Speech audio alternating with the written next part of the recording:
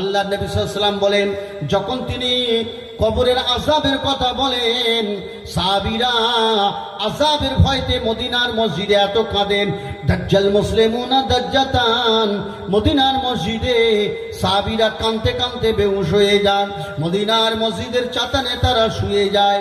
ভাইরা বাবাজিরা, আজ মদিনার মসজিদে ভিড় হলো, কান্নার রব উঠে গেল। আল্লাহ নবীকে হযরত সাইয়েদনা আবু বকর বললেন, ইয়া রাসূলুল্লাহ, ইয়া হাবিবাল্লাহ, আপনি যেন বৃদ্ধ হয়ে গেছেন। কদ শিবতা ইয়া রাসূলুল্লাহ, আপনি যেন বৃদ্ধ হয়ে গেছেন। আমার নবী বলেছিলেন, কদ শাইয়াবানিল হুদ ওয়াল মাওকিওয়া ওয়াল মুরসালাত। ও আমার আবু বকর, ও আমার আবু বকর, আল্লাহ পাক কোরআন পাকের ভিতরে সূরা হুদ, সূরা ওয়াকিয়া, সূরা মুরসালাতের ভিতরে এমন আযাবের কথা আলোচনা করেছেন। আমি রাসূলুল্লাহ ওই সব আযাবের কথা চিন্তা করতে করতে করতে করতে করতে আমি নবী মুহাম্মদ, আমি বৃদ্ধ হয়ে গেছি 60 বছরে বাবা। نحمده ونستعينه ونستغفره ونعوذ بالله من شرور أنفسنا ومن سيئات أعمالنا من يهده الله فلا مضل له ومن يضلله فلا هادي له ونشهد أن لا إله إلا الله ونشهد أن محمدا عبده ورسوله فقد قال الله تعالى في كلامه المجيد وفي الفرقان الحميد إن الله وملائكته يصلون على النبي يا أيها الذين آمنوا صلوا عليه وسلموا تسليما اللهم صل على سيدنا وعلى آل سيدنا مولانا محمد آفتابا हमर आफताब हुयम नशबे नशुमामी परस्तम के हदीसे ख्वाब हुयम ला इलाहा इल्लल्लाह ला इलाहा इल्लल्लाह ला इलाहा इल्लल्लाह मुहम्मदुर रसूलुल्लाह सल्लल्लाहु अलैहि वसल्लम। আল্লাহ পাকের দরবার শরীফে অসংখ্য প্রশংসা, যিনি আমাদেরকে কিছুক্ষণ সময় দ্বীনি মজলিসে আল্লাহ এবং তার রাসূলের আদেশ নিষেধগুলো শোনার জন্য এই মজলিসে আল্লাহ আমাদের উপস্থিত করিয়েছেন। এর জন্য আমরা সকলে বলি আলহামদুলিল্লাহ, সকলে বলি সুবহানাল্লাহ। আল্লাহ পাক পরওয়ারদিগার বেনিয়াজ বড় দয়াবান, তার নাম রহমান রহিম। তাই তিনি দয়া করে আমাদের ভালোর জন্য, আমাদের স্বার্থে, আমাদের ইহকাল এবং পরকালের ভালোর জন্য, শান্তির জন্য, আরামের জন্য আল্লাহ আমাদেরকে ইসলাম ধর্মে পাঠিয়েছেন। সেই সাথে সাথে আল্লাহ পাক এই ইসলাম ধর্মের জন্য হযরত মুহাম্মদ মুস্তাফা সাল্লাল্লাহু আলাইহি ওয়াসাল্লামকে পাঠালেন এক বিষয়কর সংবিধান দিয়ে, যে কিতাবটার নাম হলো কোরআন শরীফ। এই 30 পারা কোরআন শরীফ আল্লাহ পাক নবীর উপরে 23টা বছর ধরে নাজিল করিয়েছেন। এই কোরআনের ভিতরে আছে মানুষের জীবন ব্যবস্থা, মানুষের কর্মজীবী। তা সে কাজ আমাদের ভালো লাগুক আর চাই খারাপ লাগুক, সে আল্লাহর কাছে তার জন্য কিছু যায় না আসে না। আল্লাহ হচ্ছেন আল্লাহ, তিনি কোনো শক্তির পরোয়া করেন না, তিনি মহাশক্তিবান, তিনি চিরন্তন। সবই আপনারা জানেন ধ্বংসশীল, আমরা হয়েছি মরব এবং পৃথিবীর সব কিছুই ধ্বংস হয়ে যাবে। অয়াব্বা অজু, একমাত্র বাকি থাকবে আমার আল্লাহ। কুল্লুমান আলাইয়া ফান, সব কিছু ধ্বংস হয়ে যাবে, শেষ হয়ে যাবে, নেস্তে নাবুদ হয়ে যাবে, বরবাদ হয়ে যাবে। কিন্তু আল্লাহ পাক পরওয়ারদিগার দুনিয়াস, তিনি চিরন্তন, তিনি আছেন, তিনি থাকবেন। সেই আল্লাহ পাক পরওয়ারদিগার দুনিয়াস এইরকম একটা রবিউল আউয়াল মাসে আপনার আমার নবী সরকার কায়নাত মুফাখরে মওজুদাত জনাবে মুহাম্মদ রাসূলুল্লাহ সাল্লাল্লাহু আলাইহি ওয়াসাল্লামকে পাঠালেন। তিনি হচ্ছেন সারা পৃথিবীর সমস্ত সৃষ্টির তিনি হচ্ছেন টিচার, শিক্ষক। আর তিনি হলেন সর্বশ্রেষ্ঠ মানব। সর্বশ্রেষ্ঠ হতে গেলে যে গুণগুলো দরকার, সে গুণগুলো একমাত্র আপনার আমার নবীর মধ্যে ছিল। কোনো মানুষ সর্বশ্রেষ্ঠ হতে গেলে তার মধ্যে যারা শ্রেষ্ঠ হওয়ার বিষয়ে গবেষণা করেন, পৃথিবীর সেই সব গবেষকদের ধারণায় বিশ্বনবী জনাবে মুহাম্মদ রাসূলুল্লাহ সাল্লাল্লাহু আলাইহি ওয়াসাল্লামের মধ্যে সেই তিনটে গুণ পূর্ণাঙ্গ পাওয়া গিয়েছিল। সেটা হলো, যিনি সর্বশ্রেষ্ঠ হবেন তার মধ্যে থাকতে হবে সত্য, তার মধ্যে থাকতে হবে সুন্দর, তার মধ্যে থাকতে হবে মঙ্গল বা কল্যাণ বা করুণা।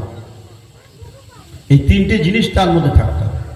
এক নম্বর সত্য, সুন্দর, কল্যাণ তার মধ্যে থাকতে হবে, মঙ্গল তার মধ্যে থাকতে হবে। তো আপনারা জানেন, ছোটবেলা থেকে আপনারা নবীর জীবনী শুনে শুনে আসছেন। নবীর জীবনে তিনটে জিনিস ছিল। এক নম্বর সত্য। সত্যের মাপকাঠিতে নবীর সঙ্গে আর কাউকে তুলনা করা যাবে না, যেহেতু সত্যের শিক্ষা আল্লাহই আমার নবীকে দিয়েছেন। নবীর কোনো দুনিয়ার শিক্ষক নেই, শিক্ষক হচ্ছেন আল্লাহ। আর সুন্দর, নবীজির দিদার হয়েছিল আল্লাহর সাথে। আর আল্লাহ এত সুন্দর, যখন জান্নাতীরা আল্লাহকে দেখবে, ফাজাইলের হাদিসে পাওয়া যায়, তারা 1,00,000 বছর তারা আল্লাহকে দেখে আল্লাহর ইশকে দেওয়ানা হয়ে তারা পড়ে থাকবে। তাদের আর খাওয়া দাওয়ার আর মানে কোনো সুখ শান্তির দিকে তাদের আর লক্ষ্য থাকবে না। তারা সেই আল্লাহর ইশকে ডুবে যাবে 1,00,000 বছর। বলুন সুবহানাল্লাহ। তো সুন্দরের মানে যে যত আলোর কাছাকাছি থাকবে, তো আলোর তার উপরে প্রভাবটা বেশি হবে, আরো সৌন্দর্য দেখাবে বেশি। সেই জন্য অনেক দোকানে বেশি আলো লাগানো হয়, যাতে জিনিসগুলো ভালো কালারিং হয়ে যায়। তো আল্লাহ পাক সব থেকে সুন্দর, আর আমার নবী তার কাছাকাছি হয়ে গেলে তাহলে তার থেকে আর সুন্দর কেউ হতে পারে না। সাহাবীরা বলেন, আমরা নবীকে দেখি আর আমরা চিন্তা করি নবী কত সুন্দর। আমরা দেখি যে নবী পূর্ণিমার চাঁদের থেকেও বেশি সুন্দর। বলুন সুবহানাল্লাহ। আর নবীর মধ্যে যে কল্যাণ বা মঙ্গল, সে তো মক্কার লোকেরা যখন তারা ঈমান আনেনি, তখনও তারা নবীর মধ্যে যে কল্যাণ বা মঙ্গল পেয়েছিল, তখন তারা আমার নবীকে আল আমিন লকব দিয়েছিল। তারপরে পারস্পরিকভাবে আমার নবীর জীবন থেকে তারা শিক্ষা পেল যে হ্যাঁ, নবী হচ্ছেন একমাত্র মঙ্গল বা কল্যাণ বা করুণায় পূর্ণাঙ্গ তিনি। আমরা যদি দু একটা এক্সাম্পল সামনে আনি তাহলে আমরা বুঝতে পারব। পরে আমি সেটা বলছি। বিশ্বনবী জনাবে মুহাম্মদ রাসূলুল্লাহ সাল্লাল্লাহু আলাইহি ওয়াসাল্লামের নাম হলো হযরত মুহাম্মদ মুস্তাফা সাল্লাল্লাহু আলাইহি ওয়াসাল্লাম। তার আব্বার নাম হলো আব্দুল্লাহ, মায়ের নাম হলো আমিনা। তিনি 570 খ্রিস্টাব্দে জন্মগ্রহণ করেন। মতান্তরে 12 রবিউল আউয়াল বিশ্বনবী জনাবে মুহাম্মদ রাসূলুল্লাহ সাল্লাল্লাহু আলাইহি ওয়াসাল্লাম জন্মগ্রহণ করার পরে মক্কার নিয়ম অনুযায়ী শিশুকে মানুষ করার জন্য ভালো পরিবেশের দরকার, যেখানে শিশুর শরীর স্বাস্থ্য সুন্দর হবে এবং কথাবার্তাগুলো খুব সুন্দর হবে, অর্থাৎ ভাষাটা ভালো হবে। সেজন্য শিশুদেরকে অন্য জায়গায় পাঠিয়ে মানুষ করা হতো। ঠিক সেই অনুযায়ী হযরত মুহাম্মদ মুস্তাফা সাল্লাল্লাহু আলাইহি সাল্লামকে আজ মা হালিমার কোলে তুলে দেওয়া হলো। মা হালিমা যখন শিশু নবী মুহাম্মদকে নিলেন তো আল্লাহ পাক পরওয়ারদিগার বেনিয়াজ মা হালিমার জীবনে উন্নতি আনিয়ে দিলেন। মা হালিমা বলেন, আমার বুকে দুধ ছিল না, শিশুকে নেওয়ার পরে আল্লাহর হুকুমে আমার বুকে দুধ এসে গেল। আমি যখন শিশুকে নিয়ে যাই, আমার পশুটা এত দুর্বল ছিল, পশুটা যেন সবল হয়ে গেল। সকলে বলুন আলহামদুলিল্লাহ। পশুটা নিয়ে আমি যখন বাড়িতে ফিরলাম, তখন বনি সাদে খরা ছিল, পশুরা খেতে পেত না, আমার ছাগলেরও দুধ হতো না। কিন্তু শিশু নবীকে নিয়ে বাড়ি ফেরার পরে দেখলাম ছাগলেরা প্রচুর পরিমাণে তারা খেয়ে এসেছে এবং তাদের প্রচুর পরিমাণে দুধ এসে গিয়েছে। বলুন সুবহানাল্লাহ। সেখানে মাত্র কয়েক বছর থাকলেন, তারপরে সেখানে আমার নবী সিনা চাক হলো, বুকটাকে ফেড়ে কালবটাকে বের করে আর জান্নাতি পানি দিয়ে বা জমজমের পানি দিয়ে আবার সেটা ধৌত করে সেখানে রেখে দেওয়া হলো। আবার বুকটা সমান হয়ে গেল, যেমন ছিল তেমন হয়ে গেল। মা হালিমা ভয় পেলেন। মা আমেনা বললেন, এটা ভয়ের কোনো কারণ নেই, কেন আমার শিশুর অনেক অলৌকিক ঘটনা রয়েছে যা আমি ইতিপূর্বে দেখেছি। তারপরে সেখানে প্রায় 5 বছর থাকলেন। সেখান থেকে মা হালিমা আপনার আমার নবীর আম্মাজির কাছে দিয়ে গেলেন। মা আমেনা লালন পালন করতে লাগলেন। মন গেল একটু বাচ্চাকে নিয়ে আমি মদিনায় চলে যাই। মদিনায় গেলেন নিজের আত্মীয় স্বজনের সঙ্গে দেখা করতে। সেখানে কিছুদিন থাকলেন। আসার পথে মক্কায় ফেরার পথে আপনার আমার নবীর আম্মা জান আমেনা ইন্তেকাল করে যান। নবী আমার এতিম এসির হয়ে গেলেন। কেননা আপনার আমার নবীর জন্মের আগে আব্বা জান ইন্তেকাল করে যান, আপনারা সবাই জানেন। আজ আমার নবীর আম্মা জান ইন্তেকাল করে গেলেন, নবী আমার এতিম এসির হয়ে গেল। যাই হোক, সেই সময় 500 মাইল দূরত্ব ছিল। এখন পাহাড় কেটে রাস্তা করে দেওয়া হয়েছে, রাস্তা অনেক কমে গেছে। মা উম্মে আইমান শিশু নবী মুহাম্মদকে নিয়ে আর তিনি বাড়ি চলে এলেন মক্কায়তে। মক্কায় আসার পরে হযরত আব্দুল মুত্তালিব বললেন, অর্থাৎ আমার নবীর দাদুজান বললেন, কোথায় আমার বৌমা? বলেন, বাবাজি আপনার বৌমা ইন্তেকাল করে গিয়েছেন। হযরত আব্দুল মুত্তালিব হাউ হাউ করে কাঁদতে লাগলেন, হায় আমার শিশু মুহাম্মদ, কিভাবে সে বড় হবে, কিভাবে সে যা সেবা যত্ন পাবে? আসার আব্বা জানো নেই, মা নেই, তাই নিজে দায়িত্ব নিলেন। আমি দাদা, আমি বাচ্চার দায়িত্ব আমি নিজেই নিয়ে নিলাম। তিনি মানুষ করতে লাগলেন। প্রায় 2 বছর হয়ে গেল, নবীর বয়স প্রায় 8 বছর হলো। আর তার ইন্তেকালের সময় হয়ে গেল। তিনি হযরত আবু তালেবকে ডেকে বললেন, বাবা আবু তালেব, তোমাকে একটা দায়িত্ব দিচ্ছি বাবা, এই মুহাম্মদকে তুমি লালন পালন করবে, সংসারের কাজ করাবে না, ব্যবসা বাণিজ্যের কাজ করাবে না, তাকে তোমার সংসার ঘর সংসারের কাজ কাম করাবে না, তাকে খাইয়ে দাইয়ে সুন্দর করে তুমি লালন পালন করে মানুষ করবে, এটাই তোমার দায়িত্ব। তিনি রাজি হয়ে গেলেন, বলেন হ্যাঁ আমি সেটাই গ্রহণ করলাম। ভাইরা বাবাজিরা, চাচা আবু তালেব দীর্ঘদিন ধরে আমার নবীর সঙ্গে এত সুন্দর ব্যবহার করলো। দুনিয়ার কোন চাচাদের এরকম ইতিহাস পাওয়া যায় না, পেলেও সে বিরল, খুব কমই আছে। কেননা চাচা ভাতিজাকে অর্থাৎ ভাইপোকে লালন পালন করে এত সুন্দরভাবে গড়ে তুললেন, অথচ সংসারের কাজ করালেন না। আমরা তো ভাই মরে গেলে একটু কান্নাকাটি করে খানা পিনা করে ওই পর্যন্ত শেষ আমরা ভুলে যাই, কিন্তু আমার ভাইপোর যে আমাদের দায়িত্ব রয়েছে, মা তার ইতিম বাচ্চাকে নিয়ে হায় হায় করতে লাগলো। আমরা মাওলানা ওয়াজ করে চলে গেলাম, আত্মীয় স্বজনেরা খানা খেয়ে চলে গেল, মা হায় হায় করতে লাগলো, তার বাচ্চার দায়িত্ব কেউ নিল না। তারপরে মা পরের বাড়ি কাজে গেল, বাচ্চার অবস্থা যা হবার তাই হয়ে গেল। আল্লাহ পাক আমাদের হেফাজত করেন। ভাইরা বাবাজিরা, আল্লাহ নবী দিন দুনিয়ার বাদশাহ প্রাণী নবীজির চাচা জান এত মায়াশীল হয়ে গেলেন নবীর উপরে। প্রায় 12 থেকে 17 বছর বয়স হয়ে গেল। এখন নবী বলছেন, বাবাজি আর কতদিন আপনার কাছে এইভাবেই আমি থাকবো? আর বসে বসে খাওয়া দাওয়া করবো, আমাকে কিছু কাজ দিন।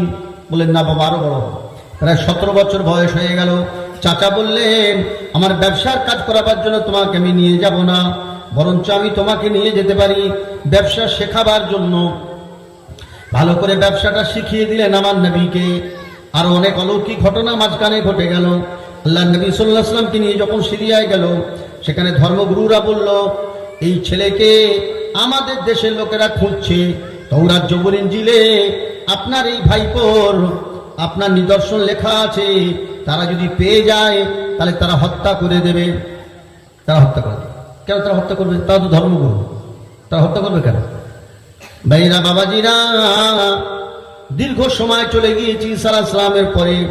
দীর্ঘ সময় চলে যাবার পরে জনগণেরা আল্লাহ ধর্মকে সাইড করে দিয়ে নিজেদের মতলব মতো ধর্মটা চালু করেছিল।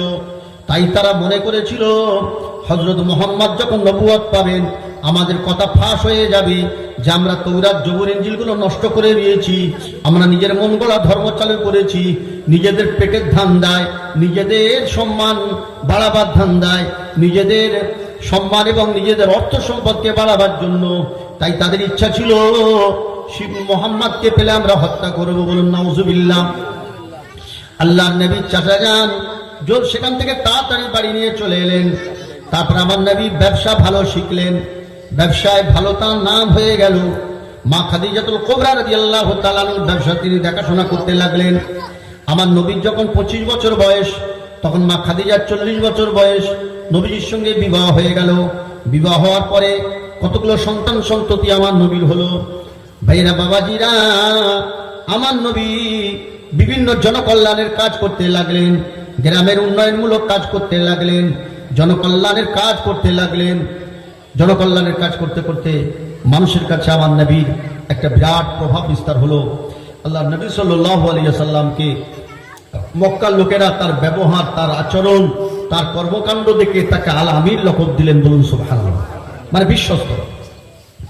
ভাইরা বাবাজিরা, আল্লাহ নবী সেখানে সংগঠনও করলেন যাতে করে গ্রামে কোনো অন্যায় কাজ না হয়। আমরা যে মুখে বলছি ওয়াজ, আলহামদুলিল্লাহ ভালো কথা, ওয়াজ হবে, ওয়াজ চলবে, কিন্তু আমি অনেক কাল আগে থেকে আপনাদের বলেছি, আপনারা জানেন, যারা আমার ওয়াজ নসিহত বিভিন্নভাবে শুনেছেন। আর প্রায় সময় এখানেও তো আল্লাহ আনাচ্ছেন, ওয়াজ নসিহত করা হয়। দুটো জিনিস, একটা হলো ওয়াজে বলা আর একটা হলো জায়গায় বলা। কথা বুঝুন, ওয়াজের মাজলিসে আমি যাই ওয়াজ করি না কেন সে কোনো অসুবিধা নেই।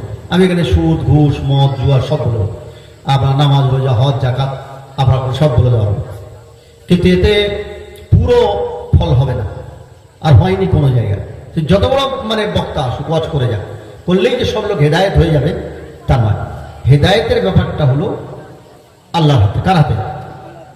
কিন্তু হেদায়েতের যে পদ্ধতিগুলো আছে সেগুলো যদি বাস্তবায়ন হয় তাহলে পুরো হেদায়েত হবে, আর যদি বাস্তবায়ন না হয় তাহলে হবে না। এক আল্লাহ নবী দুটো কাজ করেছেন। আল্লাহ নবী মদিনার মসজিদে ওয়াজ করলেন, ওজনে কম দেবে না। নবীর ওয়াজের থেকে আর বড় ওয়াজ হতে পারে নাকি? নবীর কথা শুনে তো লোক আমল করবেই করবে, কিন্তু আমল করেনি। নবীর কথা শুনে আমল করে। নবীজি বাজারে গেলেন, গিয়ে এইবারে দেখছেন ওজনগুলো চেক করছেন, কিছু ধরা পড়ে গেল কেস। তারপরে বললেন যে তোমরা যখন কোনো মাল বিক্রি করবে প্রতারণা বা খদ্দেরকে ঠকাবে না। তো নবীজি সেই গম ঢালা আছে, হাত ঢুকিয়ে দিল, আপনারা সব জানেন, কি মনে নেই? কেন ওয়াজ শুনে শুনে তো পুরো হয়ে গেছে। তো এবারে নবীজি দেখলেন ভিতরে ভিজে গম, তখন নবীজি বললেন দেখি তোদের বলেছি এরকম করো না। তখন সাহেব বললেন যে আমার ভুল হয়ে গেছে, আর ভিজে গম ছিল, তারপর শুকনো গম ভুলে দিয়েছি, আর কখনো এরকম হবে না। দেখেছেন? তাহলে এখানে ওয়াজ হলো, ওখানে প্লেসে বলা হলো, যদি না হয় তাহলে হবে না। ধরুন আরে জলসায়, জলসা হচ্ছে, তো জলসা হচ্ছে, জলসায় ধরুন 500 লোক বসে আছে, আর মেয়ে ছেলেরা পর্দার আড়ালে 500 বসে আছে, আর 250 মেয়ে ছেলে রাস্তায় ঘুরছে। তো আমি যদি মাইকে ওয়াজ করে দিই, সব মেয়েরা আর আমার কথা শুনে ঘরে চলে যাবে, হয়তো যাবে 20টা মেয়ে ছেলে চলে যাবে, যদি কানে আওয়াজটা তাদের পড়ে বা তারা আমার কথাটা শোনে। কিন্তু যারা মেলায় ঘুরে তারা তো ওয়াজ শোনে না, তারা তাদের মতো তারা কথা বলতে থাকে, মাইক বাজছে মাইক বাজছে। এবারে যদি তারা শোনে তো হয়তো 10টা মেয়ে চলে যাবে, সব মেয়ে যাবে কি? যাবে না। আমার নিজের জীবনের কথা বলছি, একটা জলসায় গেল এই আগের বার। তো সে এত বড় রাস্তা, রোডের উপরে মেলা হচ্ছে, আর মেয়ে ছেলে এত, সে যারা নিয়ে যাচ্ছিল তারা মানে সরে যাবার জন্য লাইন করছে, মেয়েরা ঘুরপাক খেয়ে এসে গায়ে পড়ে। এত ভিড়, বুঝলেন। তা আমি ওখানে গিয়ে কমিটিকে বললাম যে ভাই তোমরা একটু ব্যবস্থা করো, রোডের এইদিকে ওদিকে সব লোক বসিয়ে দাও, মুরব্বীদের বসো, আবার একটু বুঝিয়ে বলবে, কারণ তারাও মুসলমান মেয়ে ছেলে, তাদের বোঝালে তো শুনবে নেবে, বোঝালে শুনে নেবে। তো বললো হুজুর ও হবে না, ও যতই বলেন, আপনার একটু ওয়াজে বলে দেবেন। তো ওয়াজে তো প্রতি বছর বলা হচ্ছে রে বাবা। তো যাই হোক, ওদের বললাম আমি আসছি। আমি নিজেই রাস্তার ধারে সবাই বেড়া দেওয়া ছিল, একটা লাঠি নিলাম। লাঠিটা নিয়ে তো ওরা সব আমাকে 4-5 জন ঘিরে ধরেছে, বলে হুজুর কোন সর্বনাশ হয়ে যাবে বাইরে, আবার আপনি বিদেশি মেহমান। আরে বাবা ওরা চিনবে না, ছেড়ে দাও না, ওরা কি জানে যিনি ওয়াজ করতে এসছে? তোমাদের কারোর জন্য আমি একা যাচ্ছি। ওরা একটু লাঠি নিয়ে দৌড়াদৌড়ি করতে, ওরা দেখলো একটা বয়স্ক লোক এরকম দাঁড়িয়ে দৌড়াদৌড়ি করছে। হ্যাঁ, 2-1 জনকে 2-1 দিয়ে দিলাম, বেশি নয়, 10 মিনিটের মধ্যে পুরো মেয়ে ছেলে সব ফাঁকা হয়ে গেল। আমি লাঠিটা নিয়ে যেখানে লাঠি যেখানে পুঁতে দিয়ে ওদেরকে বললাম দেখুন, বলুন পুরো ক্লিয়ার হয়ে গেছে। আর ইয়ে ওয়াজ করার কাজ নাই, যেখানের কাজ সেটা করতে হবে। কথা বোঝা গেল ভাইরা বাবাজিরা? তাই প্রত্যেক জিনিসের একটা পদ্ধতি আছে, সেই পদ্ধতিটা না যতক্ষণ রূপায়ণ করা হয় ততক্ষণ সেই কাজটা হওয়াই মুশকিল হয়ে যায়। যারই কারণে দেখুন আমাদের আগে প্রাইমারি স্কুলের ছেলেরা পড়তো, সেও পড়তো না, কটা ছেলে তৈরি হলো, তারপরে আলামিন মিশন হলো, নবাবিয়া মিশন হলো, কত মিশন হলো, এখন সব ভালো ভালো ছেলে বেরোচ্ছে। কেন? পদ্ধতিটা চালু হয়ে গেছে। পদ্ধতি চালু হওয়ার পরে যেসব ছেলেগুলো হওয়ার মতন যোগ্যতা রাখে তারা হতে শুরু করলো। ভাইরা বাবাজিরা, আল্লাহ নবী দিন দুনিয়ার বাদশাহ প্রাণের নবী সাল্লাল্লাহু আলাইহি ওয়াসাল্লামের জীবনে দুটো দিক ছিল। যেমন তিনি ওয়াজ ফরমাতেন, তেমন তিনি বাস্তবে রূপ দেওয়ার জন্য যেটা করণীয় অর্থাৎ প্লেসে মেহনত করতেন, সেটাও করতেন। দুটো কাজ একসঙ্গে চলবে। আপনি একটা কাজ ধরুন, পাড়া একটা শরিয়ত বিরোধী কাজ হচ্ছে, আপনি ওয়াজ করে করে বলবেন, 10 বছর ওয়াজ করে বলবেন, উঠবে কিনা আল্লাহ জানে। কিন্তু মসজিদ কমিটি যদি, যে কজন কমিটি আছে ধরুন 20 জন কমিটির লোক, সব টুপি মাথায় দে আর সাদা পাঞ্জাবি গায়ে দে, আর ওরা যদি 2 রাকাত করে সালাতুল হাজাতের নামাজ পড়ে, আল্লাহ আমরা এই মসজিদ কমিটির লোক আর আমাদের দায়িত্ব বিরাট। তাহলে কেউ যদি কোনো পার্টির খেলাপ করে, তৃণমূল পার্টির খেলাপ যদি তৃণমূল পার্টির লোক করে, তাহলে তৃণমূল তাকে কন্ট্রোল করে। বিজেপির লোক যদি বিজেপির যদি বিরুদ্ধচারণ করে, তাহলে বিজেপি তাকে ব্রেক করে, কন্ট্রোল করে। তা আমরা মুসলমান, এরা মুসলমান, এই মহল্লার এরা লোক, এরা আমাদের পার্টির নাম লিখিয়ে দিচ্ছে এই মহল্লায়, কিন্তু এরা মহল্লার বিরুদ্ধে কাজ করছে, মসজিদের বিরুদ্ধে কাজ করছে। তো আমরা যাচ্ছি যেন ওরা আমাদের কথা মেনে ওরা শুধরে যায়, আমাদের কথা ওদের অন্তরে তাসির করিয়ে দাও।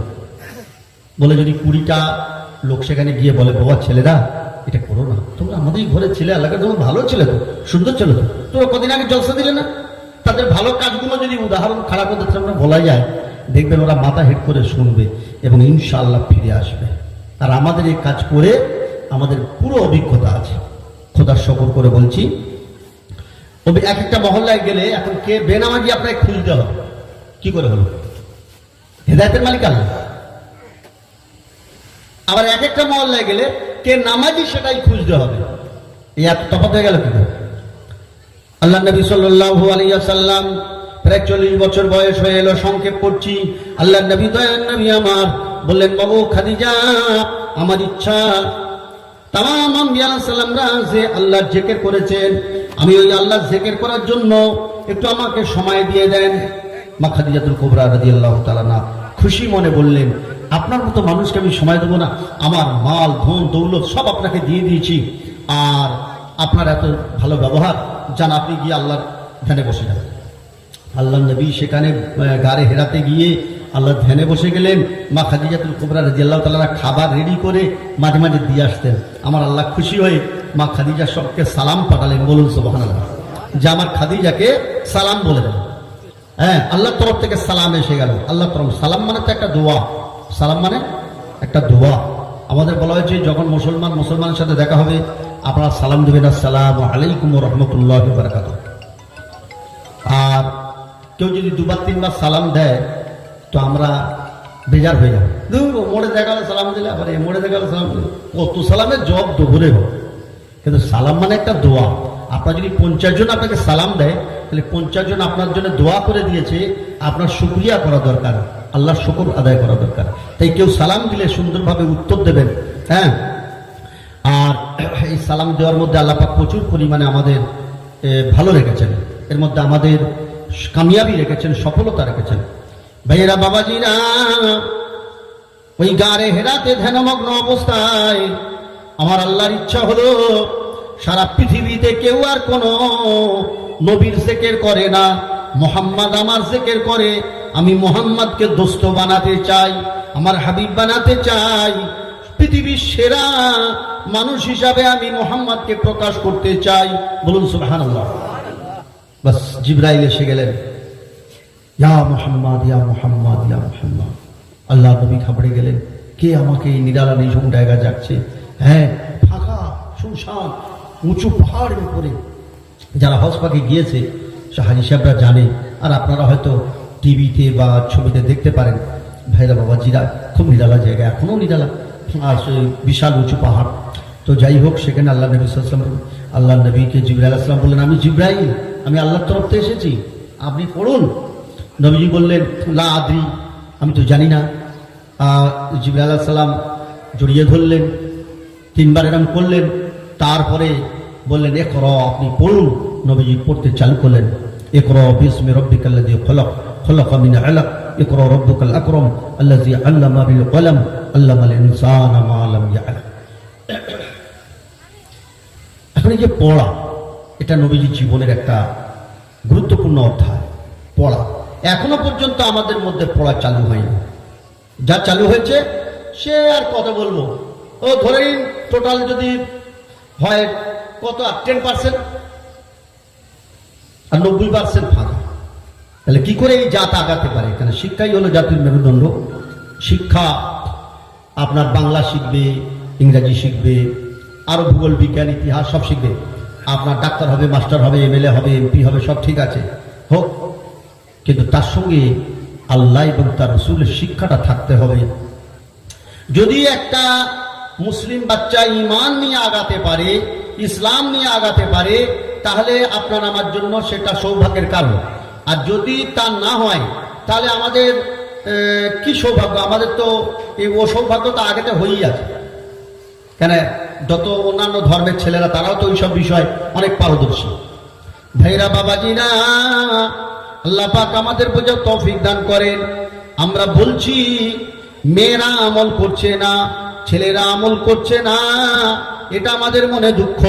কিন্তু আমলের জন্য যেসব পদ্ধতি গ্রহণ করা দরকার, ওই সব পদ্ধতিগুলো চালুই হয়নি।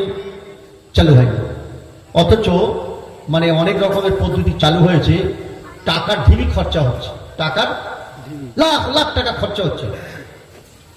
একটা গ্রামে যদি একটা বেকার ছেলে 10টা ছেলেকে নিয়ে পড়ায়, যে এই 10টা ছেলেকে আমি ভালো লেখাপড়া শিখেছি, ইংরাজি শিখেছি, এদের ইংরাজি শেখাবো, ইংরাজি শেখাচ্ছে ভালো করে, যাতে এরা ইংরাজিতে ফাইটিং করতে পারে, সব জায়গায় এরা মানে ইংরাজিতে এরা জয়ী হতে পারে।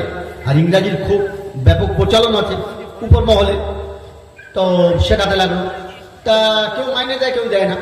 তো এরকম 10 বছর করলো, 10 বছর পরে ঢিলে হয়ে গেল। তেমন সংসারে খরচা আছে, তো খরচা উঠছে না, সে প্রতিষ্ঠানটা বন্ধ হয়ে গেল। আচ্ছা, বন্ধ হয়ে যাওয়ার পরে কেউ আর তার খোঁজ নেয় না যে তুমি যে ছেলেগুলো পড়াচ্ছিলে গ্রামে, তোমার সে কাউন্টারটা বন্ধ হয়ে গেল কেন? তো সে বললো যে ভাই দেখেন, আমি কি করবো, আমার তো সংসারপাতি আছে, আর কিছু তো রুজি রোজগারের দরকার, তো এতে আমার হচ্ছে না, চলছে না, আর এরাও মাইনে দিচ্ছে না, তো আমি সেজন্য আমার প্রতিষ্ঠান বন্ধ করে দিচ্ছি। তা কেউ কি বলবে আপনি বন্ধ করবেন? আমরা চাঁদা তুলবো, আমরা 1 লাখ টাকার চাঁদা তুলে আপনাকে দেবো, 1 বছরের মাইনে দিয়ে দেবো, আপনি পড়া চালু রাখবেন, বলবেন? হাজার হাজার ছেলেরা এরকম কাজ চালু করেছিল, হাজার হাজার প্রতিষ্ঠান বন্ধ হয়ে গেল। বন্ধ হয়ে যাওয়ার পরে আল্লাহ ভালো করুক, আমাদের আলামিন মিশনের যে নুরুল হক সাহেব, উনি প্রথম যখন মিশন খুললো, দেখলো যে মিশন চলছে না। কেন, ও শুরুতে যারা ছিল তারা আমাদের খুব নিকটতম লোক, আমাদের থেকে বয়স্ক কিন্তু খুব নিকটতম। প্রথম আলামিন মিশনের শুরুতে যারা, তারা চাঁদা তুলতো, বিল ছাপিয়ে বিভিন্ন গ্রাম থেকে তুলতো। তাই এবারে দেখলো না, এই চলবে না। তখন উনি কি করলো, যে শিক্ষকদের মাইনে বাড়িয়ে দিল, 10,000 টাকা মাইনে করে দিল। তখন দেখছে হ্যাঁ এইবার ঠিক চলছে প্রতিষ্ঠান, শিক্ষকরা মানে পুরো দমে বাচ্চাদের পিছনে সময় দিচ্ছে। তখন এবারে ছাত্র বেরোতে লাগলো। পশ্চিমবাংলায় 10 জনের মধ্যে দেখা যাচ্ছে 5 জন আলামিন মিশনে ফার্স্ট হয়ে গেল। আপনারা জানেন কয়েক বছর আগে যখন মেডিকেল টেস্টেতে মুসলিম ছেলেরা অনেক বেশি পরিমাণে পাশ করলো আর সব আলামিন মিশন থেকে, তখন অন্যান্য সব ইউনিভার্সিটি থেকে আপত্তি হলো যে এটা তদন্ত করতে হবে। তাদের 3বার করে পরীক্ষা হয়েছে। আমার একটা বন্ধুর ছেলে ছিল, তার 3বার পরীক্ষা নেওয়া হয়েছে সরকারিভাবে, কেন গোলযোগ হয়েছিল, বলা হয়েছিল এই পরীক্ষা বাতিল করে নতুনভাবে হোক। তাহলে কিরকম তৈরি হয়েছে বুঝতে পারছেন? দেখেন একটা হলো। এবারে আমি উদাহরণটা দিচ্ছি, খুব ভালো করে ধ্যান দিয়ে শুনবেন। তাহলে এখানে ছেলেটা পড়া বন্ধ করলো, কেউ খোঁজ নেয়নি। আর আমি যদি একটা জলসা চালু করি, যদি একটা গরু জবাই করি, করে যদি খানা ভালো তাবারুক করি, ধরুন একটা গরুতে কত গোশ হবে, আর ধরুন 60 কেজি গোশ হবে, তো 3 হাঁড়ি বিরিয়ানি হবে। 3 হাঁড়ি বিরিয়ানি হলো। আর এইবারে আপনার এক বক্তারা এলো, মাইক বাজলো, ওয়াজ নসিহত হলো। এখন যদি জলসাটা বন্ধ, ধরো 5 বছর চালালো, 5 বছর চালিয়ে বন্ধ হয়ে গেল, গ্রামের লোকেরা কিন্তু খোঁজ নেবে, কি মৌলানা সাহেব আপনি জলসা বন্ধ করে দিলেন, ভাই আমার দ্বারা আর পাচ্ছি না। কিন্তু কি মুশকিল, আপনি আমার সাথে আলোচনা করলেন না, জলসা বন্ধ করলেন, ঠিক আছে চৈত্র মাসে হতো, ওটা আপনি বৈশাখ মাসে ডেট করে দিন, আমি গরু দেবো। ও বলছে আমি চাল দেবো 1 বস্তা, এ বলছে আমি আলু দেবো, ও বলছে সরষের তেল দেবো, আদা রসুন দেবো। বাস মুসলমানদের হাঁড়ি চালু হয়ে গেল। কিন্তু এখানে শিক্ষার প্রতিষ্ঠান বন্ধ হয়ে গেল, সেটা কিন্তু কেউ মাথা ঘামালো না। যেটা বন্ধ হয়ে গেল, এটা কেন চললো না, এটা কেউ বলবে না। যদি আপনারা একবার দয়া করে আমার মসজিদে যান, তাহলে বুঝতে পারবেন। তো আপনারা যদি শুক্রবার যান, আপনাদের খাওয়া দাওয়ার দাওয়াত দেওয়া হলো, আপনারা কিন্তু সকাল সকাল চলে যাবেন, ক্লাসটা সকাল থেকে চালু হয়ে যায়। মসজিদে 36টা ব্যাচ পড়ছে, 36টা, 4টে শিক্ষক ঘেবে শুরু হয়ে যাচ্ছে পড়াতে পড়াতে পড়াতে। সকাল 6টা থেকে চালু, রাত 11টা পর্যন্ত পড়ছে। কতজন বাচ্চা? 3.5 বছর থেকে 25 বছরের ছেলেদের ব্যাচ আছে। আর সব ব্যাচগুলো দেখলে আপনাদের ভালো লাগবে যে কিভাবে ট্রেনিং হচ্ছে, কিভাবে পড়াশোনা হচ্ছে। এখনো পর্যন্ত 100-র মধ্যে 99টা মসজিদ কিন্তু শুধু খাঁ খাঁ করছে। ওই যে কটা বুড়ো লোক আছে আর মাঝারি কিছু লোক নামাজ পড়ে, বাকি 2-4টে নামাজি যদি ওদের খামখেয়ালি নামাজ কখনো পড়ে, যেমন অনেকে রমজান মাসে পড়ে, অনেকে বকরাইদের সময় পড়ে, অনেকে জলসার দিন পড়ে নেয়, ওদের বছরের নামাজ হয়ে গেল। আবার অনেকে ঈদের সময় পড়ে, অনেকে জানাজা নামাজ পড়ে। কথা বুঝে গেল? পরিবেশ ভাইরা। কিন্তু অধিকাংশ মসজিদে আপনি দেখবেন যে একটা জলসায় যদি 5 লাখ টাকা খরচা হয়, আমরা করব, সব জায়গায় আমরা সরে বাজার। কিন্তু একটা ইমামকে ভালো মাইনে দিয়ে তাকে যে আমরা ভালোভাবে সেবা নেব, আর আমরা কমিটিরা সেখানে আমরা তার সাথে কাজ করব, এইরকম আমাদের টেন্ডেন্সি নেই। যার ফলে আমাদের কাজ খুব সংক্ষেপ কাজ চলছে, খুব মানে ধিমে। আর যা চলছে তাতে মুসলিমরা ধর্মের দিকে আগিয়ে যাওয়া মুশকিল আছে। কারণ এই যে আমরা জলসা, এই জলসাটা এখন এমন হয়ে গেছে যে জলসার মধ্যে এমন কিছু কথাবার্তা আলোচনা হচ্ছে, তাতে লোক হেদায়েতের জায়গায় গোমরা হওয়ার সম্ভাবনা বেশি, পথভ্রষ্ট হওয়ার সম্ভাবনা বেশি। কারণ এই যেমন নবী দিবস, ভাইয়েরা বাবাজিরা, জীবনে অনেক মদ খেয়েছি আমরা, আর আরো হয়তো খাবো। এটা মিছে মিছে বলছি, শুনুন, হয়তো মদ খেয়েছি, আরো হয়তো খাবো। ব্যভিচার ওয়াজ হচ্ছে, এরা ওয়াজ, আমার কাছে ওয়াজটা আছে। তো আমরা অনেক গুনাহ করেছি, চুরি ডাকাতি রাহাজানি সব যত রকমের গুনাহ সব বলে দেওয়া হলো। আমরা করেছি বাবা, একটা দিন আপনারা আল্লাহর হস্তে গুনাহ করবেন না। সেই দিনটা হলো নবী যেদিন জন্মগ্রহণ করেছেন, ওই দিনটা আপনারা গুনাহ করবেন। আর নেটে যারা ওয়াজ ঘাটে হয়তো ওয়াজটা হয়তো দেখেওছে না, আপনারা ওই একটা দিন গুনাহ করবেন না বাবা। ওই একটা দিন আপনারা গুনাহ বন্ধ করুন। আর ওই নবীর ওসিলা করে, ওই নবীর জন্মদিন পালন করার ওসিলা করে, ওই মিলাদ করার ওসিলা করে ওই তাবারুক, কিন্তু একটু তাবারুক করবেন বাবা। কেন জানেন? তাবারুক না করলে লোকজন আসবে না, তাবারুক করলে লোকজন ভালো হবে। একটু তাবারুক করবেন বাবা। আর সেই তাবারুক আপনারা কিন্তু গ্রহণ করবেন। যদি এটা করেন, আমি আপনাদের বলছি শুনুন, তাহলে আপনারা জান্নাতি হয়ে যাবেন।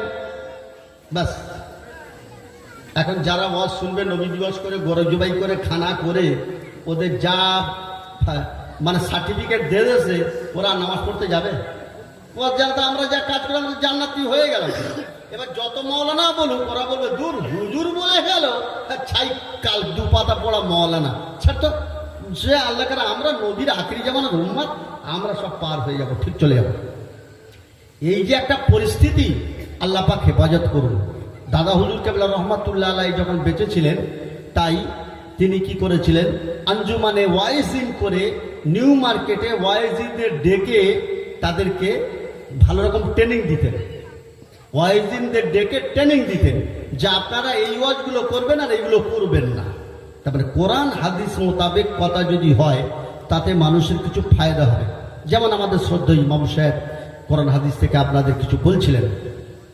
ভাইরা বাবাজিরা, তাই ইকরা বিসমি রাব্বিকাল্লাযী খলাক খলাকা মিন আলাক ইকরা রাব্বুকাল আকরাম আল্লাযী আল্লামা বিল কলাম আল্লামাল ইনসানা মা লাম ইয়ালাম।